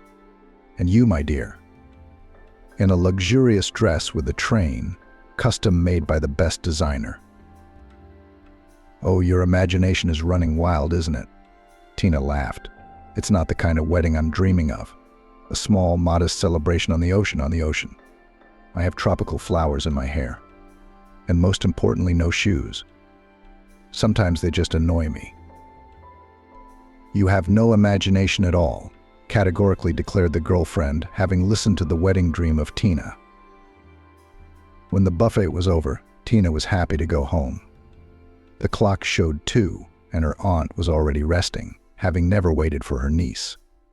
She took a quick shower and changed into her favorite Mickey Mouse pajamas and got ready for sleep, which, despite her fatigue, never came.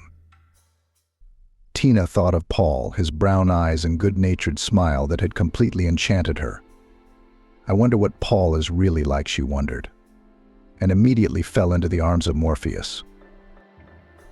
In her dream, the girl twirled in a waltz with a tall, dark-haired man who mesmerized her mind with ardent words of love. Suddenly, the light fell on his face.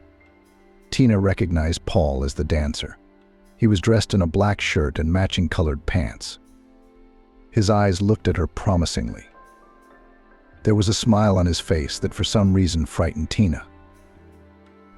"Will you be mine?" he growled. His beautiful face contorted and his eyes were bloodshot. In response to his words, a snide, mousy giggle erupted from all sides. Tina shrieked in horror and tried to pull away from Paul, but his strong arms held her tighter and tighter, denying her the ability to breathe. In the morning, Tina had no memory of her dream and was happy to share the emotions of last night. Her aunt, who listened to her carefully, wished to meet the man who had captured her niece's heart. The long-awaited weekend came unexpectedly quickly. For the date in the park, Tina wore denim overalls and a bright blue t-shirt with a bold, youthful inscription in English. She pinned her hair into 2 pigtails, then pinned it up in 2 buns on the side of her face, leaving a few strands out and curling them with a curling iron. She didn't wear any makeup, just a touch of pink lip balm and a dab of black mascara on her lashes. Satisfied with the result, Tina put on her thick-soled white sneakers and, kissing her aunt, hurried to the park. Paul was already waiting for her. He was sitting on a bench, and next to him was a huge bouquet of tea roses. The girl hardly recognized him without a suit and tie. Clad in a light sweater and worn jeans, he obviously felt out of place, constantly looking at his watch. But Tina liked this Paul even better. He looked no more than 35 years old. However, a slight grayness had already touched his black hair. Seeing the girl, he got up and handed her the flowers, not hiding his admiring look. What beautiful flowers. Tina was pleased with the flowers, inhaling their sweetness and fragrance. "How long have you been waiting? I'm not late." "No, I'm so on time. I just got here early. I was afraid I'd be late," Paul replied. "Let's go for a walk." Tina bravely took the man's hand, and they walked along the shady alley, densely planted with trees. They walked around the park, talking about everything: movies, music, literature, things they liked and disliked. For a few hours they learned a lot about each other, rode on the rides. After visiting the Room of Fear and eating cotton candy, the young people realized that now they could hardly live without each other. Tina and Paul tried to meet each other every chance they got. Together they went to the theater, to the ballet, to the movies, to restaurants and cafes. The happy girl introduced Aunt Hillary to her fiancé, who made the most favorable impression on the old woman. After all, the man was educated, intelligent, and polite. In addition, he idolized her niece and literally carried her in his arms. It was clearly going to be a wedding. To everyone's surprise, this joyous moment came unexpectedly quickly. One day, Tina returned home after dinner with her beloved in a luxurious restaurant with a coveted ring on her ring finger. The diamond in the white gold ring was obscenely large and shone so bright that everyone in the modeling agency almost choked with envy, looking at the masterpiece of jewelry art. Tina herself could not get used to the fact that she was now a bride and would soon be the wife of her favorite man. Admiring the stone, the girl imagined a family life with a man dear to her heart. But who said that dreams don't come true? After meeting Tina's parents, whom Paul also charmed, it was decided to celebrate the wedding in the fall in an ancient Scottish castle, which had belonged to his family for many years. Tina balked as much as she could, but her lover quickly convinced her of his idea, going for a little trickery. He proposed to arrange a small vacation and go to Scotland for a few days to admire the natural beauty of a unique and mysterious country. "Darling, just imagine a little picnic at the edge of Loch Ness, whose dark, ominous waters hold secrets and reflect the gloomy walls of an ancient castle," Paul said. "And you will also love the high mountains and crystal clear lakes lost in the mountains, picturesque villages, fragrant heathlands. And then I'll show you the castle. They say it's been haunted for years." "You make it sound so interesting that I'm ready to go on a trip right now," Tina agreed. Scotland really struck her in the heart with its ancient castles, flowery meadows, and centuries-old history, which was enthusiastically whispered in the ear of her beloved Paul, who was well acquainted with the traditions and customs of this country. And when they drove up to the castle, which belonged to her fiancé, the girl could not hide her admiration. The majestic building with time-worn gray walls covered with ivy against the background of emerald meadows looked impressive. Tina froze with delight. She had changed her mind and agreed with her lover that the castle was the best option for the wedding feast. The inside of the manor was as superb as the outside. Feeling like a fairy tale princess, the girl walked through the numerous rooms, anticipating how magical the staircases decorated with white lilies and cream roses would look, and from the ceilings would hang crystal chandeliers, flickering in the flames of candles. Tina was particularly struck by the spiral staircase that led up to a small tower. From the windows there was a marvelous view of the garden bathed in the golden red rays of the sunset. In the distance, on the grassy slopes, a flock of sheep grazed, and shepherds kept watch over the flock, deftly controlling the dogs. After dinner in the beautifully furnished living room with a real fireplace and ancient tapestries, Tina went to the bedroom, where a luxurious four-poster bed occupied half the room. By the way, there were about 30 rooms in the castle, as well as a wine cellar, a spacious pantry, a kitchen, a library, and a stone hall. Out of all the proposed bedrooms, the girl liked the silver room the most, where the walls, furniture, and carpets were made in noble silver shades, striking with its luxury even the most refined and demanding persons. Tina looked into a huge mirror in a silver frame in the form of intertwined patterns and mythical animals, and remembered a legend that said that mirrors contained the souls of all those who looked into them, putting fears and doubts aside. The girl approached her reflection and began brushing her hair. Then she changed into the finest silk shirt and went to bed. How nice it was to be covered with a downy blanket. During the night, she wished she had brought her pajamas from home to keep her warm on a chilly night. Instead, her closet was dominated by lace and silk nightgowns. Who would have thought that even in summer it could be chilly in Scotland? After midnight, a thunderstorm suddenly broke out. Lightning flashed through the windows, illuminating the room. Thunder rumbled. Rain poured down like a bucket. The figures of unicorns and mermaids on the lamps seemed to come to life and began dancing on the silver patina walls. Suddenly, one of the windows opened and raindrops fell on the face of the girl, who was sleeping soundly and did not hear the sounds of the weather. Instantly awake, Tina ran to the window and closed the latch tightly. On her way back, she caught a glimpse of some movement in the corner of the room, and for a moment the mirror reflected a pale girl in an opulent dress with diamonds in her pitch-black hair. "Be careful. He's not who he says he is," she whispered, and in an instant she was gone like smoke. Tina went to bed, writing off the vision as fatigue and imagination. After all, the day before, her fiancé had told her about the ghosts that haunted the castle. After spending a few fabulous days in Scotland, Tina and Paul returned to New York to begin preparations for the wedding celebration. The young people had a lot to catch up on. There were only a couple of months left until the scheduled day. In addition, the future spouses were incredibly busy. Paul was preparing a contract with the Japanese, and Tina participated in several shows and photo shoots. The girl had nothing left but to ask for help from her only friend, who helped the bride to choose a wedding dress, veil, shoes, and other accessories. Her choice fell on a lace gown, hand-embroidered with pearls and tiny diamonds with an open back and a long train. The bride's head was to be adorned with a luxurious tiara. Meanwhile, all the newspapers were full of headlines that Paul Smith was getting married, and his chosen one was a young model, Tina Johnson. Some did not hesitate to write a blatant lie that Tina is expecting a child. But it was not true at all. The lovers had a pure and chaste relationship, and if Paul sometimes allowed himself to go further than kisses and hugs, Tina gently stopped him. More than anything else in the world, she wanted to belong to him body and soul, but she was determined to wait until the wedding.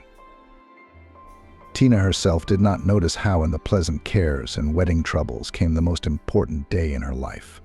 The girl, like all brides, was terribly worried and worried that everything went smoothly. Preparation for the wedding was carried out with great scope, planning to become the event of the year. According to the designer's idea, the wedding was to be held in medieval style. On the eve of the celebration, more than 100 invitations were sent out, offering guests to plunge into a romantic Scottish fairy tale. The guests were happy to support the thematic idea of the wedding. Stately men in luxurious camisoles, embroidered with gold and silver threads, led their ladies by the hand, as if competing with each other by the richness and sophistication of their outfits. There was a light floral fragrance of lilies and tea roses in the air, which exquisitely decorated the columns and staircases. The knight's armor had been properly cleaned and shone in the stone hall, reflecting the flashes of fire. The designer's efforts had more than paid off. All the guests admiringly discussed the ancient Scottish castle. The day before the wedding turned into a luxurious citadel. Even Paul Smith's foreign partners were impressed by the grand show in the style of a jousting tournament. Every girl at least once in her life dreamed of a fairy tale wedding, just like a real princess. But then she grows up. They do not part with dreams of a beautiful prince in shining armor, who will take her far away on his white horse. And so Tina stood in the silver wedding days in which she had spent her very first night in the castle, and felt a vague uneasiness. Her mother Hilary was at her only daughter's side, helping her into her wedding dress. "Daughter, I can see that something is troubling you," Hilary began the conversation, noticing that her daughter was as sad and silent as ever. "Have you had a quarrel with Paul? Share your worries with me, and I'll make you feel better." "Ah, Mommy, I'm very happy," Tina objected. "But I keep getting a bad feeling that something bad is going to happen." "It's nothing. It's just fatigue and excitement. I thought you and your fiancé weren't going well, but don't have those bad thoughts. When I married your daddy, I was worried sick and fainted." "Really? Surprised girl. You never told me about it?" "What's there to brag about? Your mom was always a coward, but marrying your dad gave me strength and confidence, and then we had our little miracle who we loved more than life. I still can't believe that my little girl has grown up and is getting married," the woman said with tears in her eyes. "Honey, I love you so much." "I love you too, Mommy. You and Daddy are the closest people to me in the whole world. And I'm glad to hear these words. But you have to remember your husband too. Paul will be your nearest and dearest now. And Daddy and I will take a back seat. We will see you often and dream of grandchildren, with whom we will be able to relive the best moments in life." "I dream of a big and close family too," said Tina. "Paul is very nice and will probably be a great father to our children," said Hilary. "I know, honey. I think he's a decent man. Everyone says good things about him, And he loves you so much. Don't worry, baby. You'll be very happy. Just like Daddy and me. And now we must get down to the guests. And your fiancé is waiting for you, so get all that nonsense out of your pretty little head." Tina cheered up from her mother's wise advice, hugged her tightly and pressed herself against her chest, just like in her childhood when she woke up from the sounds of thunderstorms. "Yes, Mommy, you're right," agreed the girl. "Now I'm ready to go out to the guests." Tina was led down the aisle by her father, proud of his beautiful daughter. That's the kind of daughter any father dreams of. Kind, caring, friendly, and hardworking, she never upset Daddy with her behavior or actions.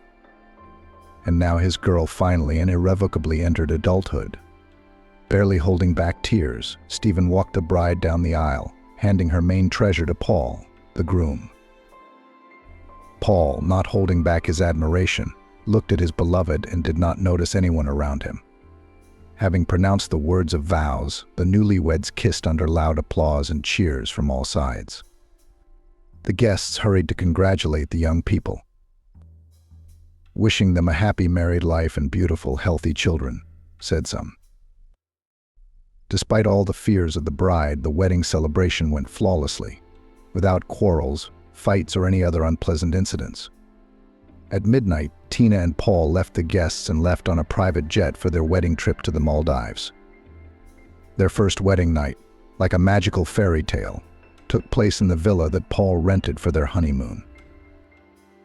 The beach with snow-white sand, like powdered sugar, and the warm Indian Ocean were the perfect place for a romantic vacation for lovers. Tina's generous husband did not stingy, choosing the most luxurious two-story villa of all offered. Several bedrooms, living room, study, gym, and spa were at their disposal. On one side, panoramic windows overlooked the giant pool located in the backyard. On the other side, the panoramic windows overlooked the ocean whose gentle waves lapped the secluded beach. After flying to Dream Island, the newlyweds hurried to the ocean. Tina gladly put her face to the salty wind, inhaling the scent of freedom. Paul approached her and drew her to him. "Let's go for a swim," he suggested, and headed toward the water. "Don't be afraid, we're all alone here. The water is wonderful." The full moon was shining in the sky, illuminating everything around with its mysterious light, myriads of stars in the sky, like myriads of fireflies. Suddenly the night sky lit up with a golden glow. A bright point rushed to the ground like a fallen meteorite. "It's a sign. And what a sign. A shooting star. We should make a wish immediately," Tina thought to herself. The girl hurried to make her wish. "I want a simple woman's happiness." And as if mesmerized, stepped into the water, following her husband. The water was indeed incredibly warm. Having bathed enough, the young people went to the villa. In the morning, the newlyweds had a rich and hearty breakfast: Viennese waffles, toast with cheese and ham, a fruit basket, oriental sweets, and freshly squeezed juice. Pouring the juice into a tall carafe, they joked and fooled around, feeding each other fruit and sweets. This was how the days of their honeymoon passed uncomplicatedly. From morning until evening they relaxed in the hammock, sunbathed and splashed in the ocean, enjoying each other's company. Sometimes the lovers left the island to unwind. Sea walks, diving, and excursions allowed them to get acquainted with the life on the island, traditions and customs of the locals. Nothing foreshadowed trouble, but the day before the end of the vacation, tragedy happened. Paul, an excellent swimmer and diver, decided to surprise his beloved by jumping into the water from the pier. He noticed too late that the tide was out. Hitting his head on the bottom, the man lost consciousness. He was saved by Tina, who fortunately could swim quite well. Rushing to her husband's aid, the fragile girl pulled him ashore on her own. The adrenaline rush and fear for her lover's life must have done their job. After contacting the emergency services, Tina managed to get Paul loaded onto a boat and taken to a local clinic, where doctors made a disappointing diagnosis: concussion. But the worst part was a fractured spine, Everything after that was a blur. All this time Tina was next to her husband, holding his hand tightly. She didn't eat and hardly slept. She flew to Chicago in a tracksuit, not having time to change and take things from the villa. After all, Paul needed urgent medical attention, on which much depended. To the best clinics in Chicago. The diagnosis of Maldivian doctors unfortunately confirmed. Paul courageously underwent several operations on the spine.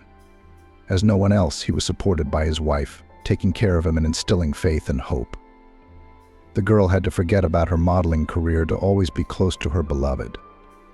However, Tina never once reproached her husband for his illness, perfectly understanding that he is much harder than she is, and just one careless word can deeply hurt the spouse. Yes, it wasn't easy for her. Not the kind of family life I dreamed of, thought the young girl. At night, while Paul slept, she cried in the bathroom, and in the morning smiled at her husband and inquired about his health. Rehabilitation of the husband required an impressive cost. And then the family had to sell an apartment in the center of Chicago in the car, as the business Paul could not engage in for health reasons. The reins were taken over by his deputy, but it did not lead to anything. The firm was still making losses, and competitors, taking advantage of the situation, absorbed it. But Tina did not care about that, for her husband and his health were the main thing. She prayed to all the gods for his recovery. After a few months of intensive training with the use of medication, the first results became visible. Paul began to move his fingers and feel his legs. The doctors said that this was a great progress for the patient, and in the future the man would be able to walk. In many respects it was the merit of Tina, who helped her husband to believe in his strength. The girl, without sparing herself, practiced with him in the pool, made sure that he took his medication on time, and did not miss training. However, keeping him strong in spirit, Tina completely forgot about herself. The slender girl became thin, ate little and slept poorly. The once statuesque and well-groomed beauty now looked like a dried-up girl. Not trusting outsiders, she refused any help. And who better to look after her husband than herself? But it couldn't go on like this. By saving her husband, Tina was ruining herself. And then it became clear that the girl was pregnant. When tragedy struck Paul, the last thing his wife paid attention to was a broken cycle. Constant nausea and dizziness, she wrote off to fatigue and sleep deprivation. Tina continued to take care of her husband, not sparing herself. But a timely pregnancy test made the girl look at her health in a different way after all. A new life was born in her. Paul was madly happy about the news. A light of hope lit up in his eyes. The determined man swore to himself that by the time the baby was born, he would be able to walk again. And then came to the aid of Tina's parents, who moved into the mansion to be near their daughter and support her in a difficult moment of life. But as they say, trouble does not come alone. One day, Paul had a dream in which he was walking and even running with his child again. Waking up in the middle of the night, he tried to get up, hoping he could make it. After taking just one step, Paul fell like a hamstring from unbearable pain.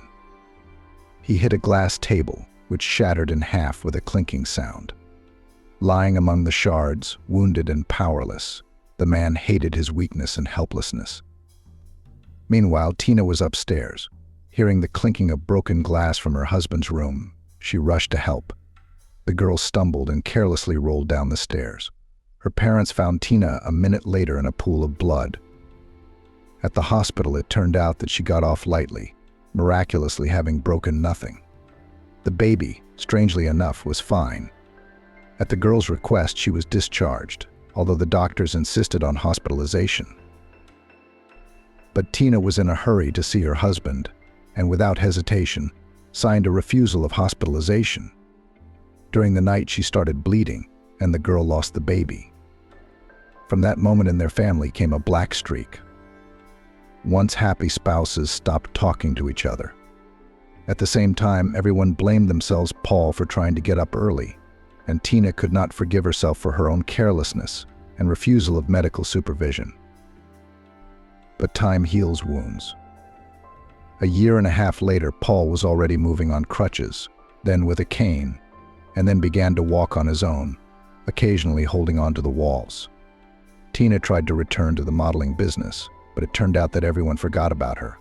On the catwalk now shone new stars.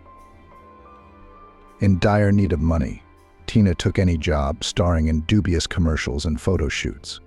They paid little, but it was better than nothing. The girl had to sell all her expensive jewelry and branded things to hold out as long as possible. In time, Paul got a job in a prestigious firm and, thanks to his talent, rapidly rose up the career ladder. Although life began to get better, there was still a chill and alienation in the family. The loss of a child had a negative impact on both. And after all, the long-awaited baby should have further strengthened their union. But fate was favorable to their family and allowed them to feel like parents again. When Tina became pregnant, the ice between the spouses melted, giving way to love, tenderness, and affection. Throughout the pregnancy, Tina took care of her health, remembering the unsuccessful previous pregnancy. The girl walked in the fresh air, ate properly, and tried not to tire herself with physical exertion. But it did not help much, and soon the future mommy learned the terrible news: her child has a heart defect, with which children, as a rule, do not live long. The young parents traveled to all clinics in Los Angeles, hoping for a mistake of doctors in deciphering the ultrasound. But the miracle did not happen. In a few months, Tina was to give birth to a sick child who could leave them at any moment. To Tina's horror, Paul insisted on terminating the pregnancy. Shocked by his behavior, the girl did not recognize the former, loving and tender spouse. "Come on, this child will not survive anyway. It is better to do it at once than to say goodbye to him." After a year of suffering and agony, the man tried to explain to his wife his point of view. "I will not allow my child to be harmed. It would break me. Don't you understand that?" Tina objected with tears in her eyes. "What if it's just a mistake? We'll get rid of our little angel with our own hands." "Are you deaf? The baby's sick. Half of Los Angeles told you that. The most humane thing we can do as parents is to put him out of his misery. Do you enjoy carrying around the sick and injured? Personally, I don't. Anyway, I shouldn't have gotten involved with you. Because you're defective. You ruined your first child and now you want to give me a sick one." "How can you say that?" Tina couldn't believe her ears. "After all, I took care of you, kept quiet, tolerated your character, and finally sacrificed my career for you. And now you blame me for not keeping our baby. Didn't anyone ask you to do that? What a Mother Teresa. Tina, I'm telling you one more time, if you don't get rid of the baby, it's over between us." "Paul, please tell me you're just joking around. Don't leave us, please. We really need your help.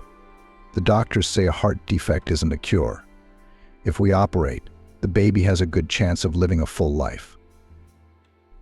"Ah, yes, a miracle operation that's going to cost me a fortune. Have you forgotten that I'm not rich anymore? Or are you suggesting I sell my parents' castle in Scotland? No way. These doctors won't even guarantee the baby's recovery." "Paul, I don't recognize you. When did you become such a devil?" "When I married you, spent a lot of money on the wedding, the honeymoon, and nearly became an invalid after spending my entire fortune on medical treatment. When I married you." "It's easy to be kind when you're rich. It's easy to be kind when you're rich. Try doing good deeds when you're poor and have no money," Paul said. "If you want to know, I'm glad it turned out this way. I have another woman, and she, unlike you, will be able to give me healthy children." Paul's last words sounded to Tina like a thunderbolt. The girl could not breathe, stunned by the betrayal of the man she loved. Tina regretted only one thing: that her husband had revealed his despicable nature so late. In one thing she was sure of 100%: she would keep the child and, if necessary, at the cost of her life. Not wishing to remain in this house, the owner of which brought her so much pain, the girl hurriedly packed her things and left for Aunt Hilary, who was deeply affected by Paul's deed. "There, Auntie, my dream has come true," said Tina. "Remember the night before Christmas when we went to the ballet? Paul is the stranger who turned into a giant rat. I sacrificed my life for him and the girl didn't finish and cried. Honey, remember the baby. It is absolutely contraindicated for you to worry and get upset," answered Hilary. "My parents and I will help you as much as we can. Catherine, I think, won't refuse either because she is your best friend. We will definitely apply to the aid fund and get our little girl to have an operation. If necessary, I'll sell all my jewelry and even my apartment." "My darling, don't cry. Please don't cry," the aunt continued. "Aunt, how can I thank you for your kindness and care? But the last thing I want is for you to lose your apartment. I will go to work if necessary. I will not eat and sleep, but I will save my little girl. And we're going to help you do it. Now you need a good night's sleep. You'll sleep better in the morning." "Okay, I think I'll go to my room. Thank you for everything," Tina said and went to her bedroom. She lay on the bed, unable to close her eyes, and it was not until morning that she was able to fall asleep. In her sleep, Tina held the healthy little girl to her chest and cried, kissing her chubby pink cheeks and stroking her soft hair. The little girl looked just like her. The same blonde-haired angel with blue eyes. The next morning, Catherine came to Aunt Hilary's house and began to scold Paul in harsh terms. She and her husband David did not refuse to help. "An old acquaintance," Catherine said. Catherine, through old connections, was able to get Tina to participate in several shows and photo shoots for pregnant women, for which the girl was paid decent money. Auntie still sold her jewelry, and Tina's parents sent a tidy sum, which they saved to buy a dacha. Sincere fans of Tina, penetrated by her story, sent money and things for the baby. When the baby was born, the girl named her Elizabeth, so that the angels would keep and protect her. The girl herself looked like a tiny angel. When Tina saw her daughter for the first time, she cried with happiness. The foundation was not left out either. Its founders agreed with the best surgeons in Israel, and the child underwent heart surgery. The prognosis of the Israeli doctors was promising.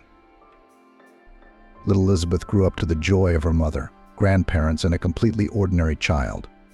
The young mother had no time left for shows, but she had to live on something. Tina was no longer going to follow her relatives. Then the girl decided to finish New York State University of Construction, which at one time abandoned for the sake of modeling career. She became a part-time student. Studying was a joy for her. Tina did not notice how she finished her studies with honors. Red diploma helped her to get a job as a secretary in a leading construction firm.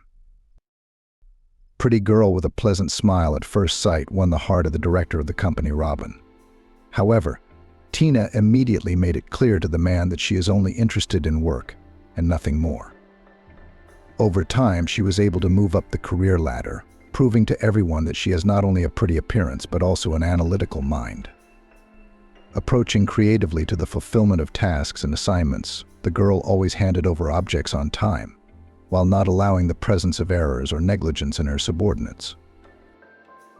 Tina began to occupy a high position in the firm, in which she came to work without work experience and any recommendations. All employees respected the boss, who with her labor and enthusiasm raised the firm to unprecedented heights. And how could it be otherwise? Because she was engaged in her favorite business. Tina was appreciated and respected not only for her determination and professionalism. A harsh but fair woman was kind and humane to her subordinates. In this firm worked a girl named Sophia, with whom Tina began a friendly relationship. The girl was a little younger than Tina, and something was similar to her boss. One day Sophia came to work and solemnly announced that she was getting married soon. Colleagues began to congratulate the girl. Tina, who was curious to know who was the chosen one of her new friend, was not left out. During the lunch break, she called Sophia to the cafe to ask her about everything. The girl willingly agreed, and a few hours later the friends sat in a cozy cafe, discussing the upcoming wedding. "Tina, have you ever been married?" Sophia asked, enjoying a strong espresso. "Mrs. Smith replied, not knowing what to say. She didn't want to tell about her failed marriage, so as not to scare the girl in love with her sad story. "So, did you or didn't you? I know that you have a child, and with her father you have a strained relationship. Is that true, or are the girls just making it up? It's hard to call a relationship strained if it doesn't exist. Yes, I was married, and my ex-husband doesn't want to hang out with Elizabeth. Although I didn't forbid them to see each other. He just cut our daughter out of his life." "But why? Can a father abandon his own child?" "Yes, he can. If that man is Paul Smith." "What did you say, Paul Smith?" the girl repeated, not believing her ears. "Yes, you see, Sophia, I didn't always work for a construction firm. I was once a catwalk star, and then, like a fool, I fell in love with a man I didn't know very well. All he wanted was an heir, Tina began to tell me. My first pregnancy came just as Paul had accidentally injured his spine on a wedding trip while I was caring for him, as a result of an accidental fall down the stairs. I lost the baby. Paul changed a lot towards me after learning about this misfortune. But fate gave us a happy opportunity to feel like parents again. But little Catherine was born with a congenital heart defect and was not needed by her father. It's hard to believe, but he insisted on terminating the pregnancy. I still remember the look on his face and the hatred in his eyes for the fact that I could not give him the long-awaited heir. Now, thanks to the help of friends and family, my daughter is completely healthy." "Sophia, why are you looking so pale? Are you not feeling well?" "I'm fine. I'm just a little dizzy. Maybe I shouldn't have had such strong coffee. I'm going out for a minute. I need to freshen up a bit." "Can I help you?" Tina asked thoughtfully, offering to help. "No, it's okay. I'll be right back," she said, and headed toward the ladies' room. The same question was going through her mind. Is our kind and caring Paul really Tina's ex-husband? Is her fiancé the same monster who abandoned his own daughter? Or is it just a ridiculous coincidence? Meanwhile, Sophia's cell phone rang, which she had left on the table. Tina glanced at the phone and recoiled in horror as if it were a rattlesnake. A picture of Paul Smith with the caption "Beloved" popped up on the screen. Tina realized with horror what a stupid thing she had done, accidentally telling Sophia the truth about her fiancé. What are we going to do now? Suddenly Paul is different. Suddenly he's no longer selfish, thinking only of himself. I seem to have just ruined his wedding. Somehow poor Sophia, Tina thought, got up to go in search of her friend. However, there was no need to look for the girl. She herself came to the table and sat down on the sofa. "No one called me," Sophia said. "I heard the call. I guess your fiancé called you?" Sophia picked up the phone and, deciding to finally understand the situation, called her fiancé and invited him to a cafe that was not far from his work. A few minutes later, the joyful man entered the cafe and froze in place, recognizing in Tina his ex-wife, who was sitting opposite his fiancé. Tina noticed him too. Her eyes widened with surprise.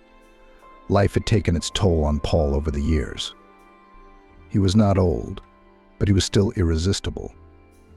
There were gray hairs in his thick hair, and the treacherous wrinkles at the corners of his eyes and lips betrayed the bitter fate he had suffered.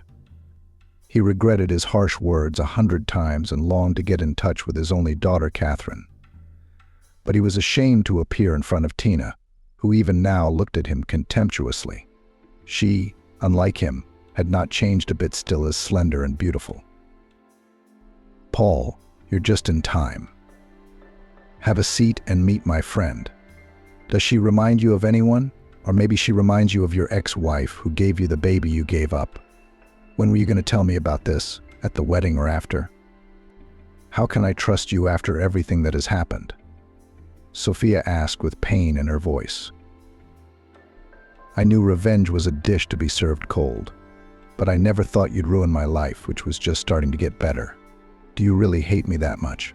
Paul said, turning to Tina. I'm sorry, Tina whispered, feeling guilty about the lovers' quarrel. I didn't mean to, it just happened. Tina didn't do anything wrong. She didn't know you were my fiancé. The truth came out by accident, but I'm glad it did. I will never marry a man who has no heart, Sophia shouted, throwing her wedding ring at the groom, and ran out of the cafe. Paul rushed after her, but the girl had already disappeared around the corner in a cab. The man had no choice but to return to the cafe. I'm sorry, please, Tina said. I really didn't mean for things to turn out this way. You're the one who's sorry. Fate punished me severely for my selfishness and indifference. I didn't value my happiness, and that's why I gave it up so easily, Paul replied. You should not apologize to me, but to your daughter Catherine, who miraculously survived. Why didn't you even try to visit her, to ask how she was doing? I was ashamed to show my face to you, the man admitted. To her surprise, Tina saw tears in his eyes, which he tried to hide, not wanting to admit weakness. For a moment it seemed as if the long years that had divided their lives into before and after were gone. In front of her sat the old Paul, whom she had come to love with all her heart and soul. At that moment, Tina realized with horror that she still loved her former husband. You want to see your daughter? She's beautiful. Don't worry, I didn't say anything bad about you to Catherine.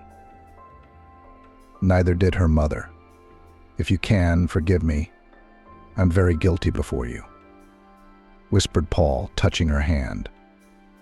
In his eyes, the woman saw the same fire of love that burned in her heart. Let's go home and I'll introduce you to my daughter, Tina replied, pretending to be dry and emotionless.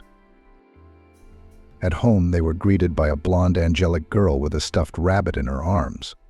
The little girl did look like her mother, but her features were also those of her father, who looked at her and couldn't get enough of his own little girl. Tears flowed down his cheeks. The man did not restrain his emotions and squatted down, hugged the baby, pressing her to his chest. Mommy, who is it? Inquired the curious little girl. Baby, remember you asked me where your daddy was and why he wasn't with us. Well, you see, he is. He was far away from us and couldn't visit you, my dear, though he wished it more than anything in the world. Every night he saw your beautiful face and dreamed of meeting you. And then one day his dream came true and he found you and me, Tina told her daughter. Daddy, I love you so much. I knew it. I believed you would find us, cried the baby and threw herself on her father's chest, hugging him with her arms. It was the angels who brought Daddy back to us, didn't they? Mom? I know it's angels. I often see them in my dreams and even play catch-up with them. I love you too, my darling girl. Now, tell me more about your dream. I want to know everything, Paul said. But you play here and I'll go and put the kettle on, said Tina, and went to the kitchen. I saw a lot of light in my dream, Catherine began her story. It was soft pink and slightly shimmering. It even hurt my eyes. Suddenly I heard laughter, a resounding, merry one. It seemed to come from everywhere at once and throbbed in my temples. I felt calm and joyful. As I took a step toward the light, I felt an unprecedented lightness in my whole body. My feet left the ground, and I floated smoothly to the clouds. What happened then? Paul asked. I woke up, the little girl said disappointedly. It's nothing. I'm sure they'll come to play with you again. So you believe me? Because Mom and Grandma say that it's my fantasy. I'm flying because I'm growing. Of course I believe you. I'm sure the angels came to play with you. They love little children so much that they come to them in their dreams. There's a reason they call you Catherine. Do you want me to tell you my secret? Of course, Daddy. enthusiastically said the girl, making herself comfortable on the sofa. I've never dreamed of angels, but that I have a guardian angel, I know for sure, said the man. If it were not for him, I would hardly be sitting next to you. Yes, I have protectors. I'm not making it up. Ever since I was a child, in moments of danger, I have heard a quiet voice that helps me and gives me advice, Paul continued. I remember the first time I heard my invisible counselor. I must have been about 7 or 8 years old at the time. No more. We were walking through the forest with the boys, picking mushrooms. I was a little behind them, and suddenly I heard clearly, "Stop." "Don't move." I obediently froze and saw an adder crawling ahead of me. If I hadn't stopped then, it would have stung me. Wow. Have you ever seen your angel? The little girl asked. No, Paul shook his head. I have never seen it, but I heard it often in my childhood and youth. But whether he stays with us or not depends on the people themselves. On the people? Catherine questioned. Angels help only good and bright people. If a person commits evil and despicable deeds, does not repent of them, he loses his protector. Remember, my daughter, offense, anger, cruelty do not lead to anything good. It must be very scary to lose your guardian angel. It's scary, but everything can be corrected. If a person sincerely repent, apologize to God, and begin to change for the better, he returns his patron. So take care of your angel, do not do bad things, and your protector will always be with you. Daddy, is your angel with you? I've done a lot of bad things in my life, and as punishment I stopped hearing my protector. But heaven was kind to me and sent me another angel, your mother. I owe her a lot, including my life. Wow, my mom's an angel. You bet she is, Catherine exclaimed. Luckily, you're just like her, my dear and beloved girl. Tina had been standing outside the door all this time, listening to every word her ex-husband said. Tears flowed down her cheeks, and her heart and soul sobbed with her. Pride and love were tearing her in two.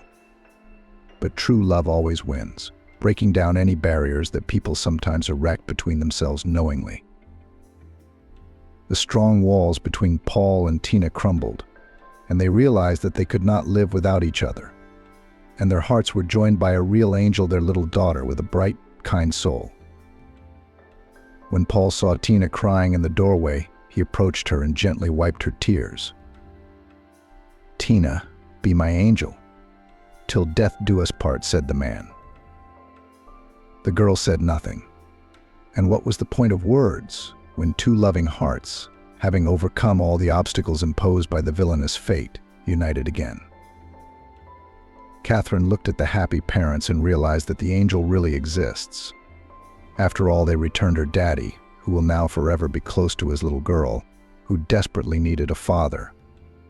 There was more peace on her soul than ever before, for Mommy and Daddy were finally together after a long separation. Paul and Tina remarried, which shocked all the relatives who thought that their wedding was a mistake. But how wrong they were. The family celebration was modest, without ostentatious luxury, but remembered happy newlyweds who could not tear themselves away from each other. 9 months later, Tina gave her beloved husband and daughter twins, who were exact copies of the spouse.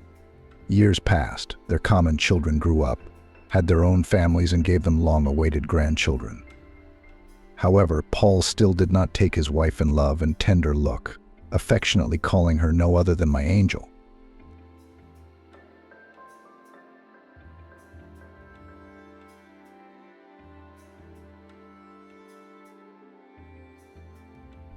Hello, Virginia. I'm driving right now. Actually, it's dangerous for drivers who are on the highway and distracted by their phones. Maybe they're being indoctrinated by their moms, too. Why shouldn't I drive in the face of danger? I want to be on time. You raised me to be responsible, Jordan said.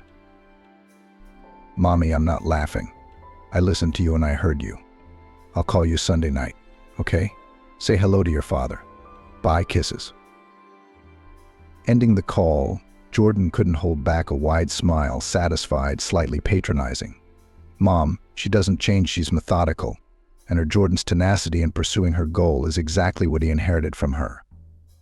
His deputy, Max, he's been told, refers to him in private as my fanatical boss, and he says it with pride. Employee partners considered Jordan serious, down to earth, dry atom in solving problems, even rigid.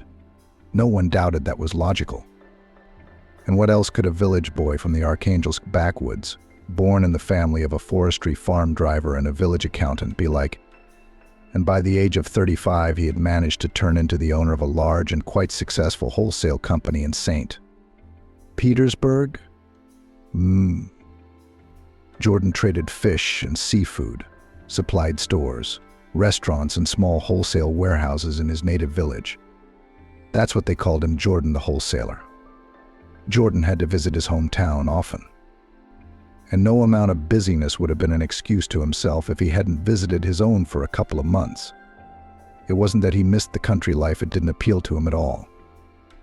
It would be somewhere in the south, on the Mediterranean, or the Adriatic, where the colors are bright, people smiling from the eternal sun. That's where he would live in a village in the summer. And the forestry farm. No, that's enough. Having more or less confidently established himself in St.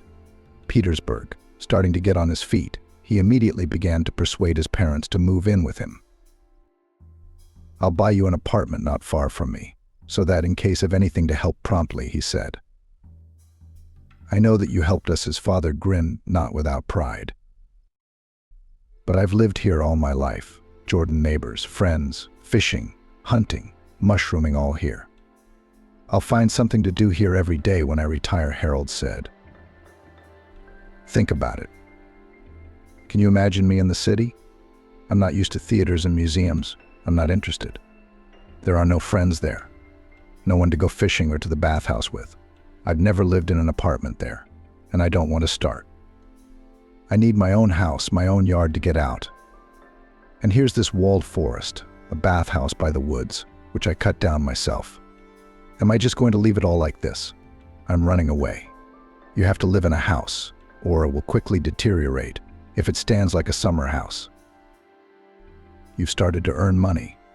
Soon you'll want to have a family. There will be a place to bring the kids on vacation. Harold smiled. Nicholas, you're funny, you're affectionate. Not offended at all, said his mother, not interrupting his father and cleverly developing a pause in his words. Well, who now takes children on vacation in the village? And what modern girl would come here on vacation to feed mosquitoes? Jordan would take them to the south, to the sea, to the exotic, wouldn't he, Jordan? Maybe, Jordan said, taking his mother's words as an agreement to move to Peter. Do you understand me? I'll organize a trip to the south for you too. Take a vacation this summer. Don't waste money, you'll only need it yourself. We are quite happy with life in the north, Harold objected. When I get rich, then yes, I'll be happy to go, winked his mother. But I don't want to move either. Although I miss you very much, but I do not want to. I have a comfort zone here. Mom, I see that you are aware of the trends of modern psychology? Jordan laughed. I've never been retarded, Mom laughed back at him. We're very young, my father and I. We don't need much help. We manage on our own. When you have children and you need my help with your grandchildren, then maybe we'll move. If I'm your wife, Kimberly smiled. Jordan knew his mom too well to insist on anything right now. If she said no, she could change her mind, of course, but only after much thought on her own. And at someone else's request or demand, never. His mother, a small round blonde with a snowy, pretty face everyone imagined at first glance soft and malleable. But those who knew her better would have laughed at such an opinion. Sweet, cozy, she really never raised her voice, did not achieve their hysterics and scandals, and in the most difficult situations always kept calm, which the head of the village administration called Olympic. She had a strong and stubborn character. She masterfully managed to stealthily direct the impulsive father where she intended, and do not limit his freedom in all sorts of male trifles. She was gentle and clever at the same time. I guess they're not born like that anymore, they're just disappearing off the face of the earth. Jordan inherited his mother's quiet stubbornness for a reason. He never gave up hope of convincing his parents. When assertiveness, practicality, and what to hide, a share of luck allowed him to start his own business, and not so slowly increase turnover. He bought a small house near Zelenogorsk, requiring cosmetic repairs, and brought his parents there for a visit. Look what a place. A gorgeous forest, a bay. The Rybatskaya campground is nearby, excellent. The owner, Harold, the same age as my father, a great guy. Repair can be done under himself in any style. We'll order together. We'll think it over only for yourself and order as you like or as it is fashionable now. It's your house. What are we going to do here? You'll soon bring a young mistress into it. There can't be two mistresses in a house, and when they get along so that both of them are comfortable, it's a very rare case, an exception to the rule. Nicholas and I are very proud of you, and we will come to visit you with pleasure. But we have our own house, Kimberly said, as steadfast as a small rock. Sometimes Jordan grew tired of chasing. He called it that out of habit, not just driving, but any business endeavor. Jordan allowed himself to stop for a few minutes of relaxation at the first place he could find. Sometimes he didn't realize why he was attracted to it. What did it matter? All that mattered was the result. Now he skipped Sukhodolskoye Lake and regretted it. But don't come back. But why not? I stopped on the outskirts of some small village at the first gas station. At least I could eat some stupid hot dog and think over the options of a pleasant night's stay. A closer look through the Cozy Apartments app on the way would not hurt now. I got out of the car, breathed in the air. The mixture of gasoline and white grass behind the gas station was a safe distance away. A campfire was burning, a few young, long-legged guys jumping around. Fall, warming up. Let go of the dog, asshole. A gusty voice interrupted Jordan's relaxation. He switched instantly when he sensed danger or any inconvenience to himself. He was too tired now. An indifferent apathy came over him, but he had to return from his cocoon to the sinful earth, albeit reluctantly. "What are you doing here again?" came the lazy response. The cheerleading squeal picked up the same lazy yell. Jordan was involuntarily wary. He didn't like such cheerleaders from his forestry childhood. "Give the dog back," I said. "We'll barbecue your hat, we'll roast it, and we'll roast you too. Only with a different recipe," if you perform, came a threatening voice. Laughter and squeals confirmed the seriousness of intentions. "Not impressed?" cut off the frightened voice. In the circle of light stood a skinny, long-haired, red-headed girl in a short jacket, tight jeans, and rubber boots. Almost a child, but already shapely. Around her, several tall and fit guys backed away from the bright light. She didn't. Just quickly caught and hugged by the neck a shaggy, dirty dog that one of the guys had let loose. "Kimberly, covered in fine. Come back. Let's go home," the well-packed man said mockingly, as if he'd accidentally forgotten to pack his hunting carbine in the trunk and was tossing it from hand to hand in a measured motion. Jordan glanced at the red-headed girl. "Wow, you weren't in much of a hurry," she stated with leftist savvy. The redhead shook her hair and, to the silent disapproval of those around her, turned and walked toward the stout man. Not too hurriedly, but with a dead grip on the withers of the confused dog. "Thank you," the girl said as soon as she stepped into the gas station. "Where can I take you?" Jordan asked almost idly, like a rescue answering machine. The girl was in no danger of being victimized by bullies at this point, and some reasonable detour could be made to take her home, but there was no interest in socializing with her at all. "Strangers and strangers are addressed as you," she reminded him without pretense. Jordan shuddered in surprise and cheered up a little. For the first time that evening and all day, he shook off the weight of strategic thoughts. From the girl came a tangible aroma of stale clothes, 3 kilograms of clay on each boot. What an impoverished noblewoman. "Where shall I take you?" he asked. "Kayla, I'm afraid I'm not expected anywhere." The redhead shrugged her sharp shoulders. "Look, just because you had a fight with Mom and Dad doesn't mean you have to make them put out a bolo. I'm sorry I'm back on the you again. How old are you?" "Don't. Just this one. That a lady doesn't ask her age."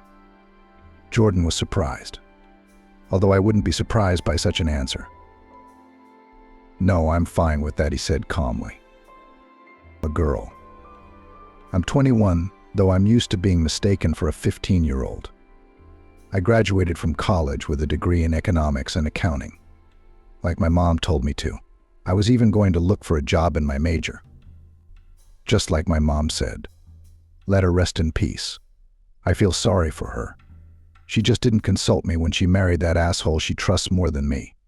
She's a nurse. She works shifts. She's on call a lot. Her new husband is a mechanic at the candy factory." Jordan looked thoughtfully at the red-haired girl. "He's always home in the evenings, and they don't bake cakes at night," Kayla continued. "I warm up dinner for me and him at the same time. He'd grab me by the shoulders and then by the ribbon. Another day, I was lucky to get away with it. The guy took offense, warned me if I didn't get smarter. He'd kick me out of the house." She was quiet for a while. I hesitated, but decided to tell my mom after all. She has the right to know with whom she lives. Then she told me that I don't know anything about gratitude, that I was selfish. She raised me with such labor, and now I'm interfering with her happiness, which she waited for so long. Talking trash about her loving husband? Kayla took a deep breath. Maybe that would be the end of it for now. But she did ask Bill the question. He was quick to answer, "I'm sorry, Charlotte. I didn't mean to upset you, but your daughter is deliberately provoking me, keeping me on my toes, just to keep us apart. Of course, it's not your fault she's grown up like this. You've worked hard to provide for her." Kayla grinned bitterly. There he was, the honorable one. He was without pretension. His mother believed him unconditionally, called me names, demanded I apologize to an offended Bill. I pretended to go to bed, packed my backpack with a couple changes of underwear and my papers and left. The only money I honestly took was my savings from my summer part-time job. Maybe it would have been wise to bring some things, but I couldn't. It would have made it look like I was worse than he was. She glared at Jordan. "Are you thinking right now that this is just my cover story to get you off my back and rip you off? I mean, I'm homeless. Or at least to get money for a drink, for example. Well, I've definitely already got that look. Do you have somewhere to go? Or just so vagabonding out of principle and love of art?" She smiled sadly. "Did you like it?" Jordan asked himself, catching the funny thought that for some reason he believed this girl. "I'm stupid, of course, but not that stupid," she explained. "What's there to like about it? Not unless it was somewhere near warm seas and then in Europe." Jordan listened attentively to Kayla's story. "That's until October," she continued. "Where did you get this knowledge? You've been to warm seas?" "No, of course not. I haven't earned it yet. I've just been reading a lot. I want to travel someday. Not as extreme as I am now, of course." Kayla was quiet for a moment. "I forgot to ask, where is my point of departure from?" "Tiva region, Staritsa station. I decided to go to Podporozhye. My father and his new family live there. They have a house. We haven't talked for a long time, but I thought he wouldn't mind taking me in, at least for the first time, until I find some work in St. Petersburg. Everything is more expensive in Moscow, and I have no one there at all." She grinned bitterly. "It was a stupid thing to do. I should have found out something beforehand, and I just went like a hedgehog in a fog. Of course, if I'd known my father's number, I would have called him. But I just took a chance.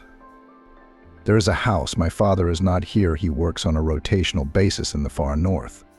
The only people in the house are his wife and red-headed twin boys. I showed her the documents. She said she believed me. I looked just like my father, and the boys have the same color hair as me. She was calm, no hysterics. She showed me the deeds to the house. All the property is registered to her. She told me that the house was her inheritance, and that they had a fair agreement with my father. He couldn't buy such a place, but he earns a lot of money for his family. And she just raises the kids, gardens, and waits for him. And there's no place for me here. She's not a charity worker. So I'm not coming. I'm going back to my mom's. Kayla sighed. Well, she said it much more politely than I'm saying it for short. I didn't have anything to object at all. She was right. She even left me overnight. She wasn't afraid I'd say something to my husband. In the morning, I just walked to the station. I don't know where I'm going next. I put off the decision until I got to the station, and some freaks on a moped speed past and snatched my backpack with my money, phone, and documents from me. Jordan listened carefully to Kayla's story. I was carrying it not behind my back, but in my hand. For some reason, she continued. It was lucky that the passport was in my jacket pocket. When I showed it to my father's wife, I was too lazy to put it neatly back into my backpack. I can show you. The girl shoved the passport under Jordan's nose with a magician's gesture. Nice to meet you. Kimberly, she introduced herself. Jordan chuckled. Jordan. It was like a Brazilian soap opera. Twice Jordan. That's kind of cool, he grinned. I didn't realize that Bruce Willis watched soap operas, Kimberly said sweetly. Jordan replied. There were tons of them on not too long ago. Mom used to watch them sometimes for recreation. He didn't react to the mention of Bruce Willis. I figured you didn't go to the police so they wouldn't bring you home. You weren't seriously considering vagrancy, were you? She's not a stupid girl, but she's a fool. What do you think your prospects are on the street? Jordan cut himself off abruptly. The girl was clearly not in the right state of mind to indoctrinate and moralize, and he took the tone of a job interview, and that was funny in its own way. No, at least not decent ones, Kimberly said. What am I supposed to do with you? I don't want to turn you into the police. Leaving you here isn't an option. Do I have to bring the dog home with me? No, it's a 5-spot, the girl explained. I fed her at the same store with sausages on the way to my father's house. She shadowed me, so I took her with me. Do you have any work for me? Unskilled labor would be fine. I can clean and cook quite well. I don't know the cuisines of the world, but my borscht and dumplings are really good. And you'd go to look at a workplace now? Jordan chuckled. Are you sure you're a fool, Kimberly girl, if you're not court scared? Mom was definitely only concerned with her personal life, not your upbringing, if she didn't instill in you that you shouldn't get in the car with strange men. Kimberly smiled. Thank you, Captain Hindsight. I wouldn't get in with just anyone. It's just that not many people care. I didn't expect anyone to stand up for us at all. Not even to listen. What happens when someone helps me out and then listens to me? I think I can trust him. She looked at the gun. Is that a hunting rifle? I can tell the difference. Grandpa hunted. Simple logic. Logical, Jordan smirked. You must be hungry, huh? Some gas station hot dog I could eat, Kimberly admitted. She was quite cozy in the back seat, lying down as if she'd only slept on narrow cots or on long-distance trains all her life. 5, stretching her paws out on the mat, sometimes howled unexpectedly behind Jordan's back, but Kimberly slept as quietly as if she wasn't even there. She was from a normal family, albeit an incomplete one. Not a tramp or a bum, just a girl.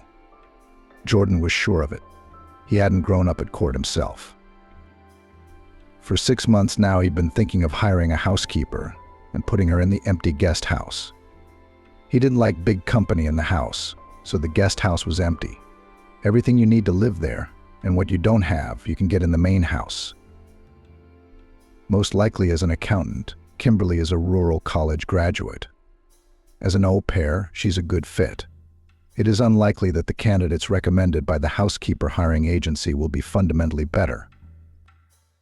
Kimberly, still not fully awake, cleared the air with the edge of her palm. You just keep in mind that this will be the very first job I've ever had, apart from handing out flyers, Kimberly said.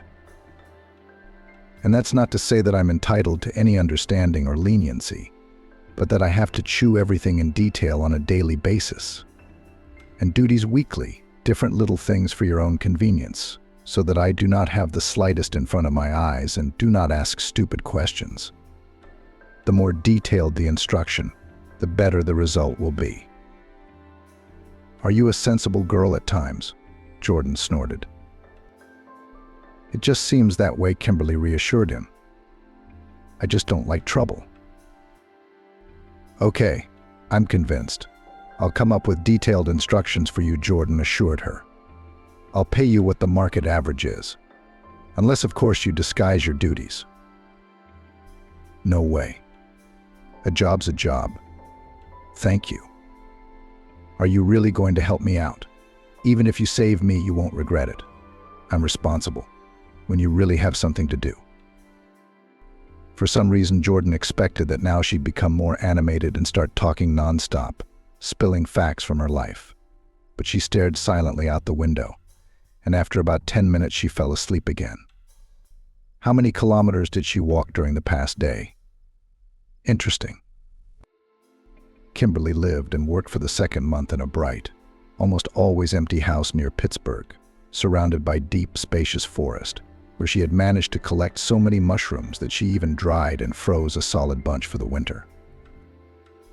Of course, if there were to be a mistress and children here, the duties would become more complicated, but then people would need different qualifications.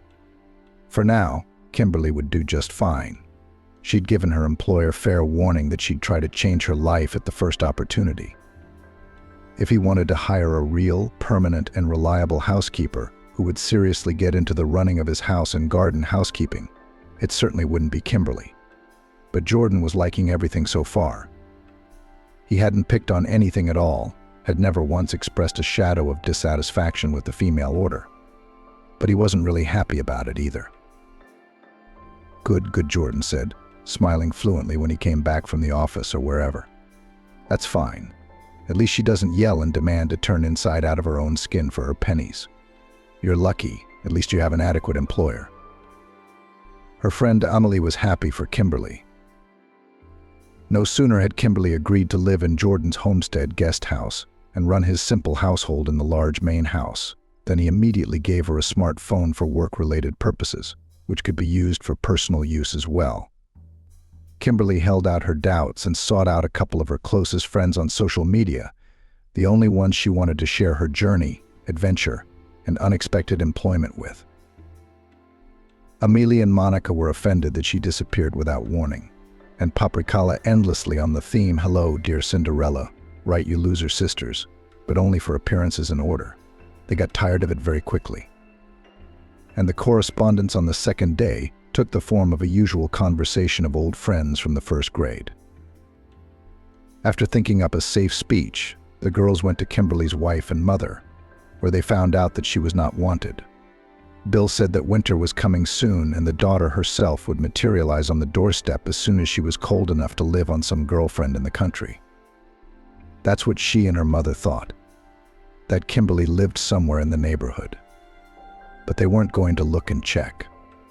Kimberly cried quietly through the night, tucked into a shaggy, 5-toed plush flower. Of course, she realized that she hadn't needed her mother much for a long time. But it was one thing to understand, and another to make sure she understood correctly. Oh well, she had a favorite audit professor in college. She was an orphan. Kimberly told her and Amelie herself once. Didn't even know who her mother was, who her father was. Childhood on the government payroll. They were very surprised at the time and didn't know why. She's quiet, pretty. Husband, son, daughter, dog, and cat. Nothing happened to her. Nothing bad could happen to Kimberly without her mom's love. Jordan had urged her to make herself known. A mom's a mom. She's not some monster. She'll be looking for her mom by winter anyway, he said. She'll start thinking, she'll file a criminal complaint, he said. Kimberly didn't think about it for long. She agreed. Yeah, I'll do that, just a little later. I'm not ready yet, she replied. It wasn't so cold at Jordan's house that she wanted to go back to the registration office. The heating there turned out to be an afterthought. The first time, not yet. Troubled by childhood memories of her mother's friends, Kimberly was only afraid of her host's guests. But his guests were rare. And those that did come and talked more about business and acted like they were at a business meeting, she was ignored, as if she were some kind of janitor. And that was very comforting and gratifying. Kimberly checked the elegant statuettes and fancy decorative candles in the living room over the fireplace every Friday and thought that the owner of the house had obviously counted on some other guests. If he'd bought all this stuff and put it here. It wasn't very well arranged, of course, so she rearranged it more nicely. He doesn't care, but it makes me feel good, Kimberly thought. She was even starting to get worried. Does he have any friends?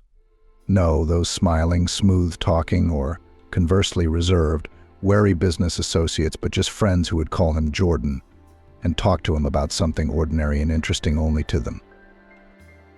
He often arrives over, though. Talking about the ordinary at that time is something few people would want to do, Kimberly reasoned. Talk to you about anything. Does your Jordan, other than your job or purely as a piece of furniture, see you? Her friends asked. He rarely does, but I don't feel like furniture, Kimberly answered without thinking. And this Friday, the landlord didn't return calls about the week's grocery shopping. He arrived much later than yesterday, at 3 in the morning, and the car plowed at the same time as he did, as if on cue. Sleek, well-groomed brunette with coral nails on long and thin pearlescent fingers. She should have gone to bed quietly, having finished all her chores, instead of waiting for him like a fool, a complete idiot.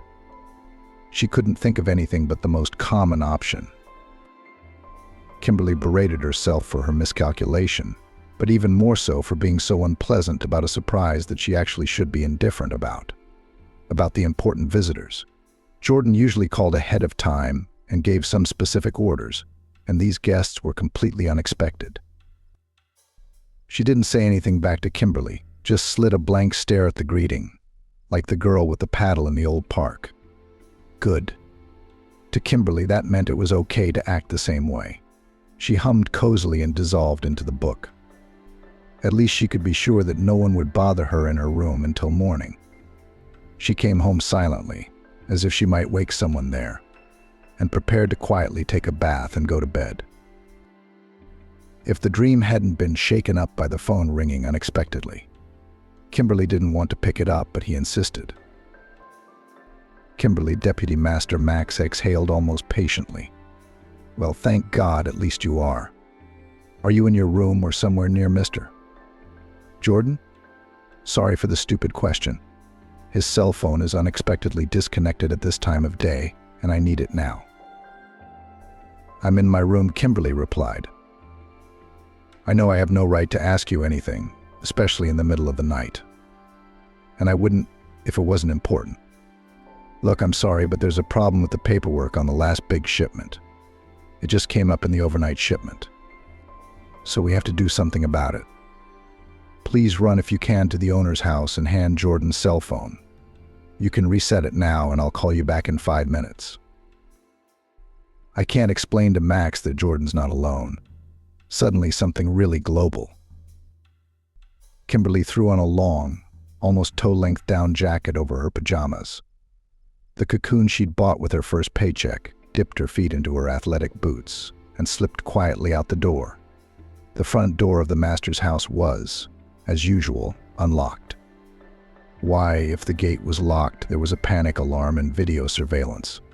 Kimberly deliberately stomped rather loudly up the stairs to the second floor, where the master guest bedrooms were. so as not to catch the couple off guard. But it seemed that in those Indian Pathfinder boots she was never heard. There was a conversation going on outside the door, quite loud and lively for the time of night. "Where do you see the caprice, Jordan?" came a woman's voice. It was the usual request of a girl with a sense of dignity. "I'm not a prude, and I understand men's physiological needs, as you've already seen. But the times of slave owners with concubines or barinas with serf girls are a little past. Since you're so conscientious and socially responsible that you can't fire her on the street, write this girl a perfect reference and pay for some, I don't know, VIP job search package through a domestic staffing agency. I have absolutely nothing personal towards her. May she have better luck elsewhere. I assure you, she doesn't care who she continues her career with. Let anyone's husband or boyfriend sleep with her, but not mine personally. No one's ever complained that I'm not making my position clear." Listen, Jordan's voice was calm, tired. "I have no desire to offend you or Kimberly. I wonder if you're comparing us." A woman's voice responded with a gentle, lazy sneer. But the conversation was not destined to continue. Kimberly's cell phone rang in her down jacket pocket. It was Max, whom she'd forgotten about while standing under the door. She realized immediately that she was still standing there and started pounding on the door with her fist. And then she raised her voice. "Max has an emergency." Jordan opened the door almost immediately and slipped through the door as quickly as he could to keep her from looking into his bedroom. Kimberly slowly turned around and headed back out without waiting for comment. Ameli's friend was right. Things were going suspiciously well. It couldn't last. You can't get used to a good thing so it won't be so frustrating when it's over. Kimberly was the most sensible and practical of all the women, their friends and acquaintances. It pissed off the girls on the course with their complete lack of desire for romance, and few wanted to be friends with her. Kimberly shrugged and said everyone's different. And Ameli's practicality didn't get in the way at all. On the contrary, it's good to have such an unflappable person around. I must wait until morning sometime and call her, to advise her on where to go next. A dreary apathy came over Kimberly, endless, dragging like rubber. I wish I could cry. She'd slept very little. She didn't even know if she was dreaming.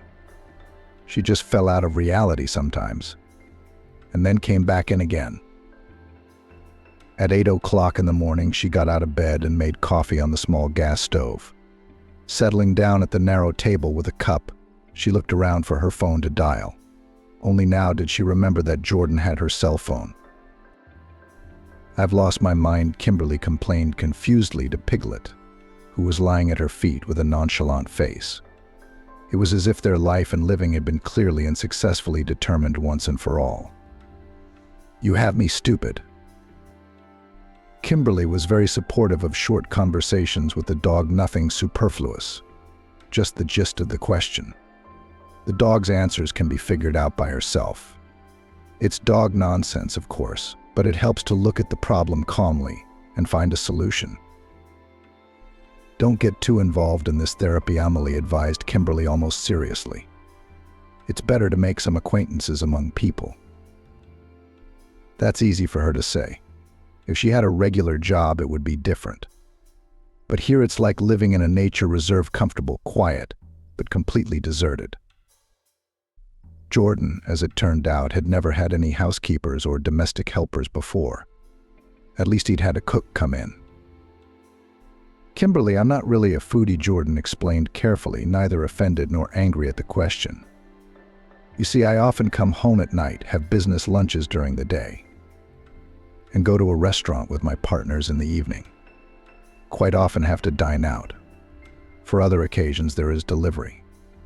Now you're cooking for yourself. You're treating me. It's very good, by the way. Especially the beef chowders. So I'm not being greedy. I just didn't feel the need without servants. I started to think about cleanliness and order. Hiring you solved the problem. Everyone says it's much more cozy. I think so myself." Actually, to complain about work and life would be the height of insolence. My wife used to think this kind of work was something humiliating. One word for it, and a word, a servant. The creators of TV series distort reality for girls. Jordan smirked, noticing her first confusion and tension. You're just like any other employee, except you're not an office worker, not a salesman. I'm house staff for now. If you don't like it at home, we'll find you something else. I've got plenty of openings. Kimberly was embarrassed to ask why he was helping her. Even the impeccably logical Amelie couldn't see any real reason. The girls unanimously dismissed the love story at once. Of course, it was the most tempting, but it wouldn't work for us, Kimberly said with a confident snicker. Jordan hadn't shown any interest in me as a girl. I'm more affectionate with my dog, Peter, than he is with me. Jordan didn't show the slightest hint of interest in my girlfriends, even in jest. The usual benevolent employer who is not too interested in the employee's personality, as long as her work suits her. Meals, he explained, were on him. It turns out that many people practice this for domestic staff. He gave me a card to buy groceries and household items. Controlled expenses for a week, then stopped. Jordan said, "You can spend more. If you really think you need to buy something for the house, don't bug me about the little things, but for the big purchases, please consult me. You know, if you need a new washing machine or something." Kimberly hadn't heard a single nag from him. Now she honestly tried to remember again. Not a single one. It's unlikely she's that flawless at her job. It's probably just that Jordan's spoiled and unpretentious. Look, there's only one viable theory, Amelie concluded. The man probably came from a simple family and worked his way up. He has a simple outlook on life. Why not help the girl if it costs him nothing? It's good for the bottom line. Now Jordan's going to fire her, most likely. First of all, his friend didn't like her. Secondly, there was eavesdropping at the door, albeit accidentally, but still eavesdropping. No sooner had Kimberly crouched on the floor next to Pyrochka and thought about her next steps in life, covering the dog's head with her hands, than the doorbell rang briefly. "Come in." "Is it open?" Kimberly answered, trying to sound calm. Jordan entered, placing her cell phone on the table. "Here, I'll give it back. Max and I made you uncomfortable. It's rare, but it happens sometimes. If it happens again, you'll understand. It's a work thing. I never turn my phone off at night. But sometimes it has a life of its own, so it went off at the wrong time. Anyway, I'm sorry." "I'm sorry too," Kimberly heard her own voice. "I didn't mean to eavesdrop on your conversation. I was just confused when I realized it was about me. If you need me, I'll leave without a problem. Don't keep me here out of pity. You've been so helpful. My friends didn't believe me at first, that this could just happen. I'm okay with my citizenship, my registration, and my specialty, so I won't be lost. There are people in much worse situations." "I don't know what Kimberly was imagining, but I don't want to get into it," Jordan said tiredly, even grimly.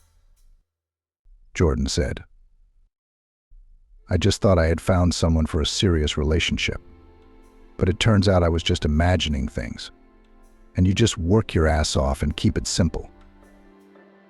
Kimberly had noticed that he had a habit of fiddling with various objects in his hands, his phone, glasses, a pen, when he was thinking about something.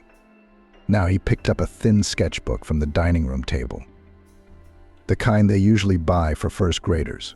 He opened it, leafed through it, and perked up. "Oh, this is drawn with a regular pencil. Is that how you know how to do it, and you don't say anything? We did not ask about your hobbies?" He blurted out. The first thing that came to mind. The 5 is like a living person, and her character is conveyed. I look so good only after a vacation, when I am on the beach in the Dominican Republic. Disconnect from everything. Max is handsome and a crook. What's it really like? The chief accountant, but once you've seen him, it's like you've known him your whole life. Listen, you have a talent. That's me, no kidding. For the first time, Kimberly realized the real meaning of the phrase. Almost falling through the cracks, she was quite decent at taking criticism and complaints, did not go after words and quarrels, but she was not used to praise and was lost, as if on an alien planet. It's her own fault, she thought, scattering her personal belongings around as if intent on being found. Of course, if Jordan were more curious, he'd be interested. There's no telling what could be in there. Just because she doesn't have her own property doesn't mean she can't have her own secrets. And he sees everything around here as his. And in his position, that's normal, I guess.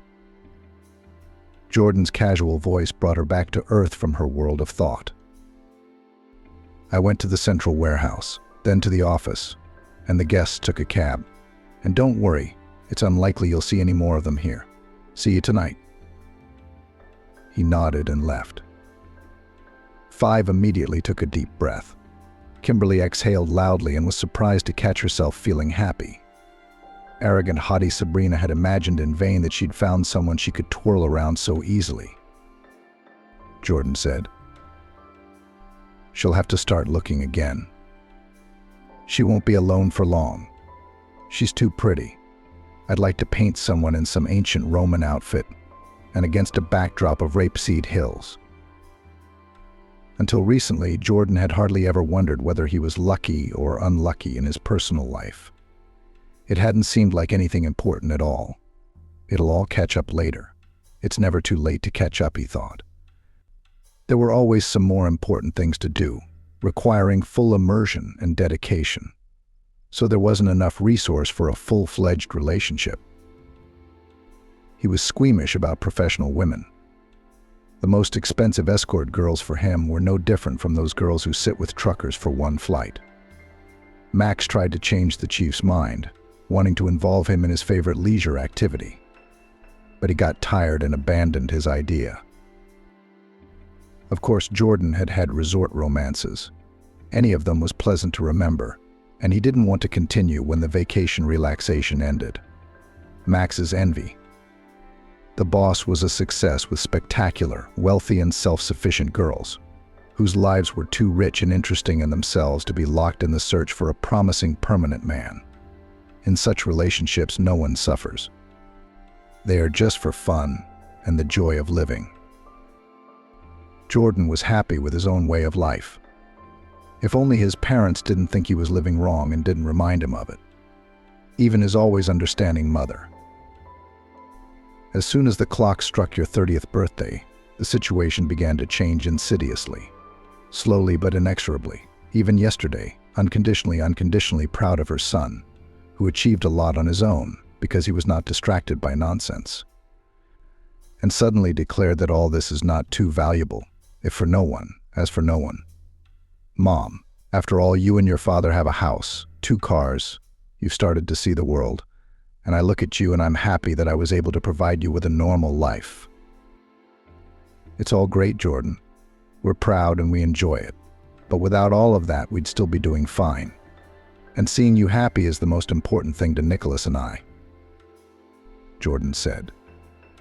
Helpful, but you don't look unhappy. Do you agree? He smiled complacently. I know my business and I love my parents' house. I have a place to come. I have a close friend. Yes, just Alex, but I don't need more, you know me. I haven't met someone I want to be around every day. I can't get married just because the time is right, especially since no one gets married as early as they did 30 years ago. Yes, I understand, Virginia sighed, feigning marital sadness. Or rather, it was easier for Jordan to think she was faking something. One day he overheard his parents talking and realized that they were quite seriously worried. Nicholas, it's already occurring to me that Jordan still remembers Naomi, which is why he can't find someone else. It happens sometimes. Remember my great-uncle Bill? A classmate of his once didn't wait for him to get out of the army. To other people, it's such bullshit, childish love. He died a childless bachelor. Well, while he was young, he had his perks. But when he got old, he became untouchable. It's depressing. He was starting to worry more and more that Jordan might be like that. And you've given yourself something to worry about, and you brought Uncle Bill into it. Jordan's not like him at all, is he? Not at all. He doesn't remember Naomi from a long time ago. He's making money. He's making a lot of money. He's got a couple years to go. That's normal for a guy. What did he see while he was setting up his business? One thing he's seen: after a while of partying, he'll want a family. I'd like a grandson or a granddaughter myself, if it wasn't named Benjamin. Jordan felt guilty, even though he knew it wasn't his fault. He'd made his mother worry, even though he didn't want to. It was a stupid story. Is Dad right? Naomi. He hasn't thought about her in a couple years. She faded into oblivion and got lost. Naomi was his childhood classmate's girlfriend, really like the legendary Uncle Bill, the only perpetual bachelor in Mom's large family. Jordan said. Naomi came to their school in 3rd grade. Her mother had divorced her husband and returned with her daughter to her parents' home from another lumber mill town. The girls were mostly tough and boisterous and perky. They were freezing at their desks, giggling and whispering. When the teacher announced, "This is Naomi Woods, she'll be studying with us," Naomi was graceful, somehow very quiet and really light in the truest sense, with soft long hair and big blue eyes. A princess from a fairy tale, the most corny princess, just a paragon. Jordan was an excellent student, but not some nerd, but an athlete and a recognized leader in the class. That day his roommate had the flu, and the new girl was seated next to Jordan. He didn't say or do anything special. But from that day on, they became friends, and were soon seen as inseparable, a couple. Sometimes girls who are beautiful as children grow into the most ordinary girls. But Naomi was not one of them. She grew up to be a real beauty. The most ordinary t-shirts from the local market looked like those from an expensive boutique. At least that's how she seemed to everyone around her at the time. None of the girls even challenged her superiority. It was considered a useless thing, and she was so easy, harmless, and charming that she had no enemies. And it was not interesting to gossip about her. For a township beauty, that was very strange. Naomi, Tiffany's mother, was friends with Jordan and her mother and did not hide her joy that her daughter had such a serious, reliable fiancé, on top of being an athlete and handsome Jordan. But Mom did not know whether to be happy. The girl was very bright, but she doesn't have a lot of whimsy. I can't find anything to fault in your Naomi. And this is very suspicious, she laughed, though she was not quite joking. The chief accountant of the timber processing plant knew all the local manners very well. Evil gossip from boredom, stupid connections from the same boredom. Naomi was different, as if she hadn't grown up here. She had no special talents, except for her natural appearance. They finished high school. Naomi had little interest in her studies. She was always an average student. She didn't seem to have any big career ambitions, so she just went to hairdressing college closer to home. Eyes glowing. Pretty and outgoing. She has great taste, and such a master is always more willing to go to the clientele than to some old, approved her choice of her mother. She wouldn't get lost in New York either. Jordan went to New York and immediately entered the university with a military department, as planned in the 9th grade. At the General Family Council, it was seriously discussed that he would finish his studies, find a job, establish himself in New York, and then take Naomi. Tiffany, Naomi's mother, was very worried about whether Jordan in New York will not find another, and constantly sent to the House Collins to keep abreast of personal life. She liked to anticipate everything. Beauty is beauty, but there will always be someone even brighter. The university is probably full of girls who grew up in urban families, theaters and museums, with whom Jordan may seem more interesting, shared Tiffany with her daughter, but immediately encouraged her not to get upset. It's okay. You just have to show that you're loyal and decent. That's rare nowadays, especially with your looks. They marry that kind of guy. Jordan's going to do great things in life. You don't have to be a fortune teller. He'll dress you up and show you the world. Girls are young, foolish, and throw good guys away. They think there'll be plenty of them, but there really won't be, her mother insinuated, looking very convincing. Naomi's wait for Jordan was flawless. It was like she wasn't interested in other guys at all. Serious girl. I didn't expect her to be. Nicholas complimented her once. You know, Nick, if she went to a big city and acted like that, that would be class. But here, and who to look at, who to choose from. Guys who want to make it, they leave. Well, I didn't leave once, Nicholas objected.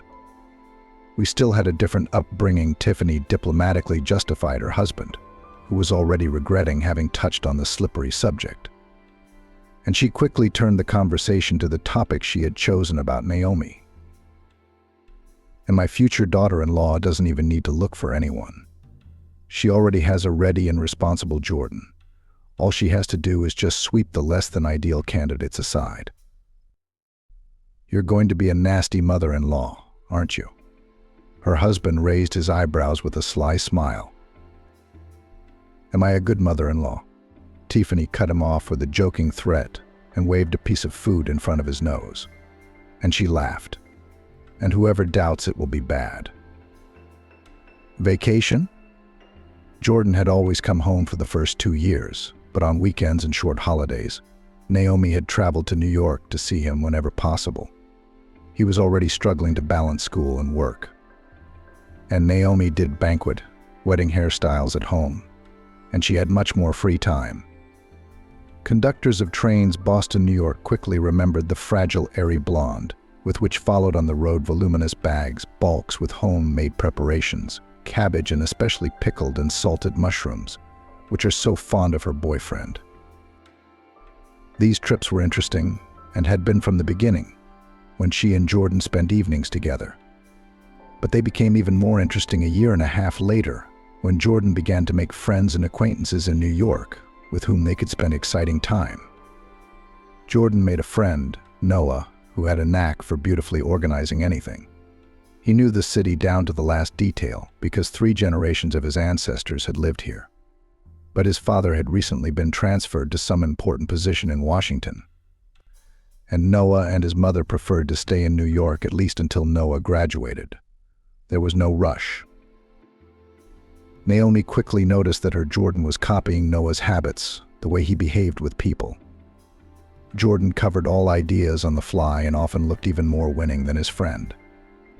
But the difference was that too much of his time was spent earning money, and he still had a lot less money than Noah. And it would take a very, very long time for him to at least equal Noah's opportunities. Noah had no immediate problems at all. His father's new position in Washington offered his son many prospects. Noah swam in opportunity like a fish in clear water. And he didn't have a steady girlfriend, much to Naomi's surprise. Noah had said so at his birthday party when he'd brought Naomi to a stylish corner of his father's garden, copying an Italian patio. She's not here yet, but what if she is you? Why would the uninitiated want any extra details? Relationships are born spontaneously. Close souls find and get to know each other. Naomi briefly thought and decided that she was definitely her, and left with Noah to Washington, having previously made a discreet legal marriage. In confirmation of the marriage, Tiffany, Naomi's mother, later modestly showed interested acquaintances a photo with a sign of the registry office of one of the central districts of New York. In the background, in the foreground, a fragile bride in a flowing silver blue dress is held under the elbow by a masculine, confident groom. It was a beautiful wedding, not for relatives eager to party at someone else's expense, but just for themselves. No awkward kinship invasions. Just a fairy tale for 2 and a honeymoon in Cancun, and then also on the island of Kauai and Maui. The beach pics weren't some disgrace either, but classy and beautiful. From a talented and expensive photographer. In all the photos, Noah was smiling broadly, smugly, triumphantly, and Naomi was posing as a gentle fairy. Children's lives are children's lives, Tiffany said meekly and judiciously, standing on the doorstep of the Nicholas home, the nannies. and I'm so sorry we won't rejoice, but we shall remain friends. Come on in, Tiffany, why the show for the neighbors? Ashley replied. Tiffany carefully, but with poorly concealed pride, slipped the pictures to her friend. The guys emailed the stories to me, and I thought I'd print them out for my scrapbook. Isn't she worse than Lady Di? Almost indifferently, without mocking, Ashley said, glancing at the beautiful pictures, a crown prince and a glamorous pussycat. Tiffany, what would you like me to say? I'm glad everything happened now, that my son and your daughter didn't have time to get married and have a baby. Jordan's illness was physically hard and agonizing, long and tiring. The medical profession would say he had a chronic illness. He himself never said a bad word about his frustrated other half, nor would he allow anyone to say a bad word about him. And he would not dare to just quietly go through all this and no longer have any relationship that pretends to be close and touching. Not out of principle, not on purpose. It just happened by itself. An invisible armor grew. He didn't make friends either, only useful business acquaintances. His only friend was his classmate Alex, a bookworm and part-time snowboarder and extreme mountaineer. As soon as he unexpectedly broke up with Sabrina, things suddenly went great. Clearly the events are unrelated, but it's funny. He's never liked the stupid saying about the woman with the wagon, but it fits his and Sabrina's relationship perfectly. As Alex says, secret and stubborn cause and effect. In fact, you should thank your girlfriend that everything turned out so well for you, dear Chief, Max said confidentially. He was determined to develop his thought, but the chief was not inclined to do so. And let's make a deal. You will not call my wife the chosen one. I do not call so constantly changing secretaries of your administrative department. You're not a born deputy general with a hereditary title either. Almost 6 months have passed, April has come, and spring is already tangible in coastal resorts. Pyatorochka found out on a short walk that they have hog game hunters in their neighbors. The girls themselves, if Kimberly was to be believed, didn't want to eat any downed wild birds, but the hunters and their four-legged companions didn't interact smoothly. Big and Shaggy 5 frolicked in the company of elegant and expensive hunting dogs, prize winners and champions of all kinds of exhibitions. She turned out to be completely non-aggressive and very friendly. My puppy has grown so much, Kimberly laughed. Each of the nearest neighbors, whom Jordan had never really known before, because he had no time to get to know them, now had a pencil portrait of a dog with children over the fireplace, or in a cozy corner of the bedroom, or a dog with his wife and children, or a dog with his beloved, respected owner in his office, against a backdrop of racks of books or a stuffed grouse, or portraits of all the family dogs and cats without wife and children, and in any combination desired. Because at home, Jordan's ruler was Kimberly Chigarin, an aspiring graphic artist who just lacked a lot of theoretical knowledge so far. So she was still studying and at the same time working at a job that did not interfere with her studies. Kimberly began to draw avidly when the art expert, who agreed to look at her work, dug up from somewhere, and at the request of the chief obligingly, the Max, discreetly approved. Fresh, original. Where did you study? Accounting college. It happens, as much as you want. Authoritatively hummed the maitre d'. A vocation. Now it is necessary to study. After giving her detailed recommendations, the expert and the master went to the greenhouse. There, among citrus trees, Jordan had a cozy corner where he sometimes treated his guests with cognac or whiskey.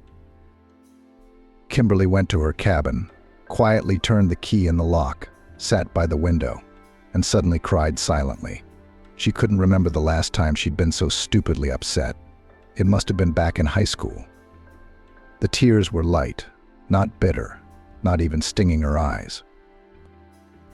If Mom could hear what the professor, the gallery owner, was saying now. There's no reason for him to lie. He might well have hinted to the ruler of the house to improve herself better in the art of wet cleaning, or try to get a job as an assistant primary accountant, since she has a specialty.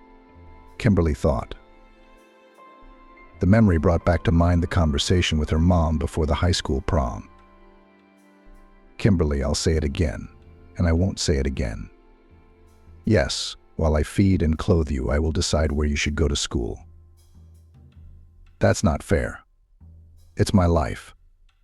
You're not going to feed me for the rest of my life and then have me live and suffer through a job I don't like you. My favorite job is the one that allowed me to raise you. So don't get smart. You all think you're smarter than your mothers at this age. Don't look at me like you have a wicked witch for a mother. If you had a rich daddy who was willing to support you and give you a head start in life, it would be different. You'd think I'd feel sorry for you. Then you can do whatever fine arts you want. You're a nurse's daughter, a divorcee with a penniless alimony check. You need a profession that will always feed you. Accountants are needed everywhere. They start making good money pretty quickly. They don't have night shifts and wash old lady patients. Holly, my classmate, works remotely, running several small firms. Nice thing, a cat on your lap and no annoying bossy faces. You'd think she'd be a star in the sky. She's a straight A student, just like me. Kimberly, the daughter of Vaznetsov and Rapin. There's only a few of them. Nobody needs a painter from the word thin, and accountants of average level will find their stable job. Here you will be lucky to marry well, and then do what you want, if your husband will agree to provide for you. Until then, it's just like I said. Kimberly thought, I wonder how Mom is doing now, as if she never had a daughter. After a month of living near Pittsburgh, Kimberly asked Amelie to let her mother know where she was and how she was doing. Amelie told her briefly in general terms that not all is well. Kimberly works as an au pair with room and board. The pay is good. Just before New Year's Eve, Kimberly plucked up the courage to call her mom. Happy New Year, Mommy. Happy and healthy. You're doing fine. You're not on call at home for New Year's Eve. Thank you, my daughter. Happy New Year. Bill and I had some guests over. I'm not really comfortable socializing. Why don't we call again the day after tomorrow? Okay, Kimberly agreed, knowing she wouldn't call back the day after tomorrow. If anything, I call from my number. It's my regular number, she said. Yeah, Happy New Year. Mom quickly said goodbye, hurrying back to her interesting conversations. Kimberly had a strange New Year's Eve, but not a bad one. Jordan had gone to stay with his parents somewhere in the northern village. Kimberly was silently surprised that they didn't want to come to New Year's Eve Pittsburgh themselves, but didn't say anything. As they drove away, Jordan asked what his housekeeper was going to do on New Year's Eve. Wouldn't she be scared on her own? With a fence like that and an alarm system like that, of course not. I once already spent New Year's Eve alone, when my mother had to suddenly replace a sick colleague on New Year's Eve. My girlfriends had left. I didn't have time to make arrangements with anyone. It was nothing special to meet. That's true. But it's kind of sad, Jordan remarked. I'll let you invite some of your girlfriends onto your turf. Kimberly invited Monica. Amelie got a boyfriend. It was a big deal. She was invited to spend New Year's Eve with his family. Monica asked her father for a train ticket to Pittsburgh as a gift, and spent the holiday with a friend. All morning and afternoon on December 31st, the girls walked around the city, and by evening came to feast in the same house. You got a cozy place here? Monica cheerfully approved. And in general romance, artistic taste to transform any old lady guard. Who's that? She looked at the women and pencil drawings and became interested in Max's portrait. That's Jordan's chief deputy. A womanizer and a slippery character, Monica said confidently. Dodgy, smart, Kimberly agreed.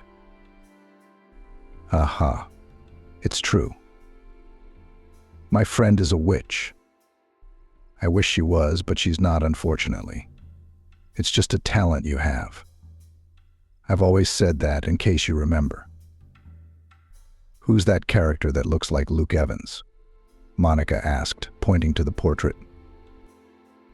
That's Jordan, the owner of the manor, Kimberly replied. Monica said. That short comment meant that she liked the person of the opposite sex. Now I'm wondering if I should run away from home to be rescued by a gentleman like that. Monica, that's not funny, Kimberly countered. It wasn't until I woke up here this morning that I realized what could have happened, and how lucky I was that Jordan was there. So I wouldn't recommend running away. Unreliable lottery, Kimberly said. Come on, you're being a little too serious. Running away is definitely not my thing. I like comfort. And I'm a coward, Monica said. And your boss is really cute. He has a busy personal life, Kimberly said. Because I don't care about his personal life. I won't gossip about him. He's polite. His demands are impossible. He pays well for his work. Even though I'm inexperienced, he brought in art critics to evaluate my sketches. It's already too good, don't you agree? After studying to be an accountant and after my mom's bankruptcy. They were silent for a while, meaningfully looking at the decoration of the house. Wow, New Year's Eve, and this conversation seemed like yesterday. And it's already April, Monica said. Kimberly worked weekends, took regular painting and drawing lessons, and was passionate about other aspects of her life.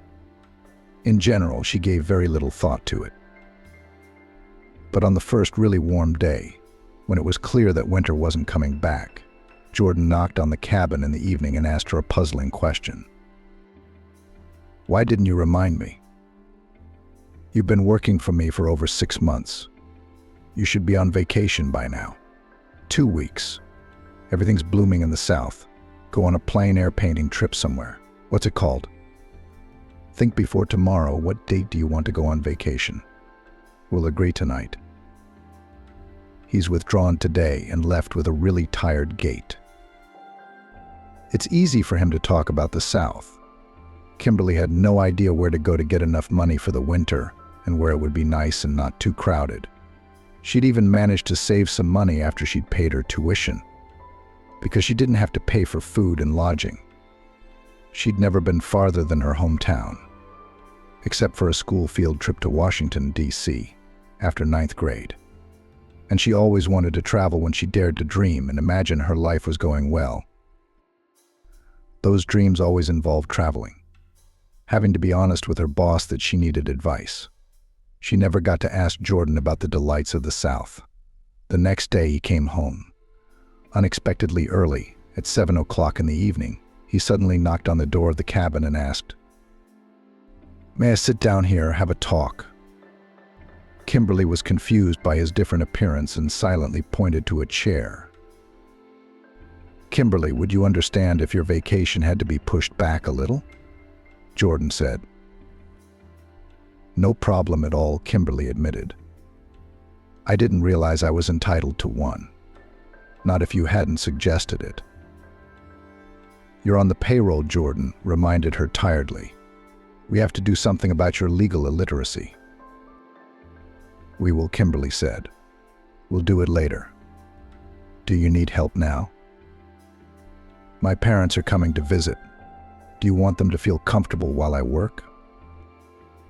Kimberly nodded, and for some reason she pictured Naomi's squeamish face just a little from the side, and a tenacious, finicky gaze watching her every move. That is to say, act casual, so good-natured, the boss advised, as if he'd read her thoughts on her face. "You just imagine someone else, not my parents. They lived their whole life in the forestry farm. Ordinary good people from the provinces, without stupid shouting ponchos. My father developed heart problems. Only now it turns out he'd had the alarm bells before. But he didn't tell anyone. He thought it would settle down somehow, but it didn't. They've been recommended a good specialist. I'll arrange it all here. And my dad needs some positive vibes right now. Who knows how long he has left? It's scary to say, but with his diagnosis, it's best not to be self-delusional. My request may seem strange and absurd to you, Jordan continued. You can say no, I understand. My dad and mom really want me to get married. My mom's openly pecking at me already. My father is more silent out of male solidarity, but in recent years he's also worried, according to my mom. If you agree to play along, I'll introduce you as my fiancé, Jordan continued. It will make them so happy that such joy will help them through life's difficulties. Make a lot of things seem like nothing. Don't say no right away. Think about it. It's important to me. I would never have asked for anything beyond your job description if it weren't for these circumstances. Jordan was tensely silent, waiting. Kimberly realized that the ball was in her court, and she had to answer now and in a straightforward manner. I have to concentrate to get my point across, she excused herself. I see your point. Lying for the greater good, after all. But the first objection. What do we do next? All right, you and I will play bride and groom. Father will be pleased. But there's still no wedding.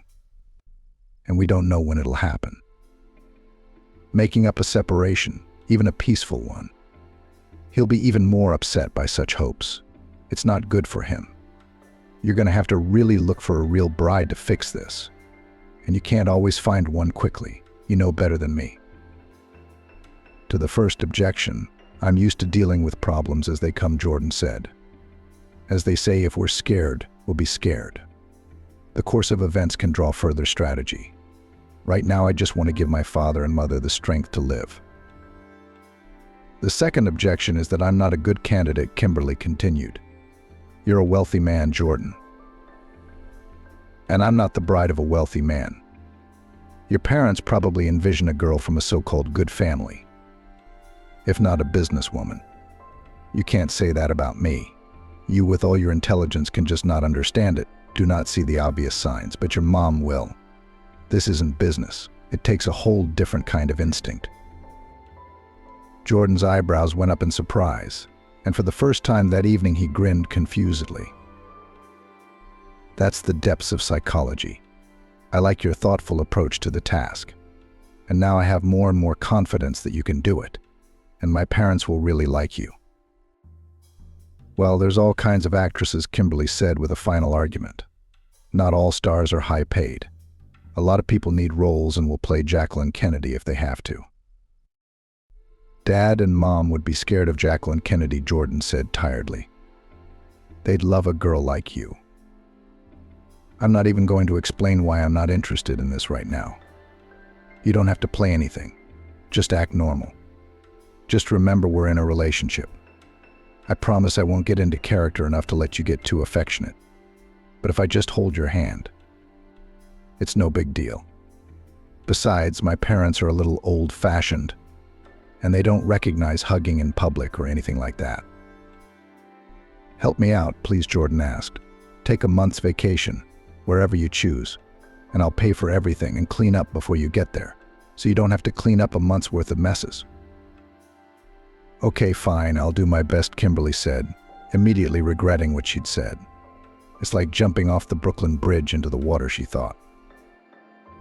Just tell me more about your parents, and show me pictures of your childhood, she continued.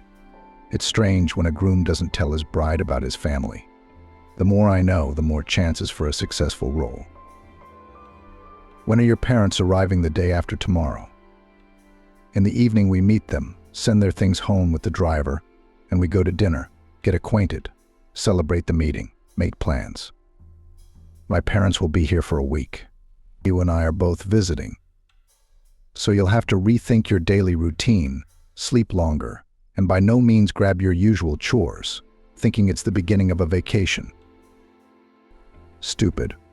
Why did you say yes when you should have said no right away? I'm in a panic. It would have gotten out of hand, Kimberly thought. He wasn't sure I'd agree. 50-50. I can't even tell my friends. They'd only scare me more. There's not much time. It was too late for regrets. You just had to tune in. That's all. Kimberly tuned in. She drew from the photograph a sturdy fisherman with short, wiry gray hair and clear eyes. The man had his arm around the shoulders of a small, round-faced woman proudly holding a huge mustached catfish by the gills, its tail reaching to the ground. A beautiful photograph, though taken by an amateur. Banal, everyday subjects can be very beautiful, her teacher had recently said. A favorite subject put her in a relaxed mood. I actually owe Jordan a lot, Kimberly thought. So if I have the opportunity to do something for him, I should do it, not speculate.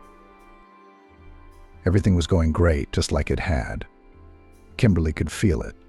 Was she shaking like that for nothing? Maybe she wasn't. Seeing her excitement, which she couldn't hide, Nicholas and her parents did everything they could to make things easier for her.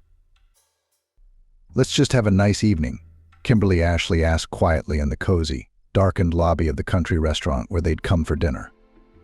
The men went to choose wine, and they lingered in front of the mirror. "Can we use you?" "Please? I don't want anything formal. I want to forget about Nicholas's health fears and think about the future. A pleasant future. So don't try to please us." "You know how I rehearsed the meeting with my future mother-in-law," Ashley continued. "Nicholas was very attentive to his mother, and I wanted to seem good so that she would approve of me. I forgot my role out of fear, of course, and seemed like a complete fool. She probably even doubted that I was able to study to be an accountant. It's funny now. I went to accounting school, too," Kimberly suddenly felt like sharing. "But I don't think I can bring myself to work in that specialty. It's not my thing. I just gave in to my mom and finished college." "Not liking a job spoils a woman's character," Jordan's mother said. "I like accounting, or I would have quit it a long time ago, no matter what anyone said. Jordan told us on the phone that you paint, that you have a natural talent. You just have to keep studying," Frank said. "And he filmed some of your work and emailed it to us. My mother and I looked at them so much we almost missed the train. These dogs, cats, children, they're all so lifelike you could write stories about them. And when I saw Jordan's portrait, I was so relieved. Well, he's lucky at last. He's not being lied to. I can tell you love my son. I may not be an art historian, but that's the only way you can paint with love. It's not just about talent. I'm embarrassing you. Let's go see our boys." If Ashley hadn't led Kimberly by the hand, she wouldn't have seen where she was going. Her legs felt wobbly from the confusion. It was a good thing she was wearing low-heeled shoes and not high stilettos, or she'd have lost her footing. Of course, Kimberly forbade herself to think about it, shrugging off any suspicious thought. But she loved Jordan. Ashley had several dozen portraits of his son, 48 of them in different seasons, moods, and settings. All painted from memory, all safely stored at the bottom of her dresser, so her husband wouldn't accidentally see something he shouldn't. Kimberly was sure that even when she left his house for good, she would continue this series of portraits. For a long, long time, but always in secret. These works would never appear in her exhibitions. And today's conversation with her father, she will definitely write how they sit opposite each other, so similar and dissimilar at the same time, but both beautiful and happy. Can't be upset, can't spoil the evening, Kimberly told herself. I'll think of my silly feelings as a creative stimulus. I'm supposed to have unrequited passions. Since I'm all bohemian now, she tried to joke to herself. On a small dance floor in front of the restaurant fireplace, a very interesting couple was twirling in a slow dance. A sturdy, stately, gray-haired man moved not too dexterously. It was evident that he had not danced often in his life, but he was glowing with quiet joy and was not at all embarrassed by his lack of skill. His partner was a thin, red-haired girl in an elegant birch dress, a little confused, with a sad smile, but happy eyes. Don't be only dry with her. You'll die. Frank took the moment to speak to his son, while the couple danced and they were alone at the table. You have her so defenseless and so much younger. You're taking on a lot of responsibility. You won't let her down. I like Kimberly a lot, Jordan replied. I won't let you hurt her. She's such a girl. How shall I put it? Sophisticated, Ashley said suddenly. Jordan was glad he'd found the word. It was true. He just hadn't had time to realize what he'd noticed long ago. For a simpleton like me, she needs expensive dresses, a fireplace, a beautiful entourage. "Hello, Alex," sang a familiar low, velvety voice behind me. "Oh, hi, Mom," he said. "I'll leave for 5 minutes. I'll talk to a friend. You won't miss me." He nodded quickly at Sabrina and almost forcibly took her away before her mother could realize it. "My friend and I stopped for dinner," Sabrina said, stepping out onto the open porch. "I see Alex is in interesting company. You could introduce her to her mom." "I wouldn't say anything bad about you to her," she said with a snowy sneer. "Only good things. I'm not sorry. I don't see why you should be nervous. You've always been so calm before. Did your affair with the young housekeeper wear you out so much? The girl's so cranky." "I joined and decided to tell my father," Alex said coldly. "Of course it will please him, but at his age you should be more careful. Think about your health." "What was the purpose of what you said?" He exhaled stiffly, trying to sound calm. "We girls sometimes act without purpose." Naomi's carefree, tinkling voice came instead of Sabrina's.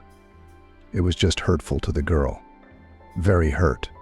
Yes, sweetheart. I think it's disrespectful to your parents to make them spend their evenings in the company of your roommate, your housekeeper. You have to separate those aspects of your life," Sabrina said. "That's what I wanted to say to Alex as, shall we say, an old friend." "What did you say?" Naomi heard everything perfectly well. To think of it, the housekeeper. Her eyes lit up with joyous excitement. What a woe. Are we ashamed to dishonor our family by sitting at the same table with her? I don't know where you were brought up, but it's no surprise that people get acquainted at work and girls marry their bosses. I'm determined to have a good evening and have no intention of hearing nasty things about my future daughter-in-law. All the best." Sabrina politely sang to her mother and hurriedly disappeared into the semi-darkness of the hall without showing any emotion. "What a phrase," Ashley blurted out angrily. "And you're good too. What do you take me and my father for? Did you think we'd be against a daughter-in-law who worked for you as an au pair? Up to 1,000 girls take such jobs while they're studying waitresses, hotel maids. More than half of them are students. You know that, don't you? I like to talk, and I get to know everyone on vacation, so I know what I'm talking about. To avoid embarrassing Kimberly, I'm going to keep my mouth shut for now. She's nervous enough as it is. Poor girl, let's go over there. Your daddy must have had a lot to eat while I was gone. He danced and worked up an appetite, and he'll take care of him later." They got home so late that all they had to do was feed the dogs and go to bed. Frank had to go for his first checkup by noon tomorrow. Kimberly couldn't figure out whether she wanted or feared to be alone in her cabin. To remember once more the details of this evening and somewhere find the strength to play her part again tomorrow? May Frank get better. And we can think about finding a clever way out later. It'll be something to remember if she ever has a daughter. She'll show her a few dozen portraits of the same man and tell her the story. Rosemary slowed down her perpetual motion machine a bit when she managed to talk her husband into going to bed. "That's it, boys. You finally waited until you were alone," she said. "You've had enough of us today, and we'll be here for the rest of the week. Good night, darlings." Frank and Rosemary closed the guest bedroom door behind them, and Kimberly and Jordan went out onto the porch. It was so quiet in the garden that they could hear dogs barking in the distance. "Did you get along well in this garden?" Kimberly asked, trying to sound calm and reasonable. "Am I doing all right so far?" "It's been wonderful," Jordan assured her in a strangely warm voice. "Only thanks to your... Oh, sorry, your parents are so easy to deal with. It's hard for me to switch. I'm a little tired." "No, I was going to ask you myself," he said. "Let's go. You don't look at me. Only at me like a jerk. after what I'm about to say. If I don't say it, I might miss a very important opportunity, and I don't usually do that. Let's really be together. It's not for fun, not out of boredom. I want to see you every day, and I won't get bored. What do you say to that? I don't like it like this at all. Kimberly nodded her head quietly toward her cabin. Come on, I'll show you 48 of your portraits. I'll even give you one if you like it.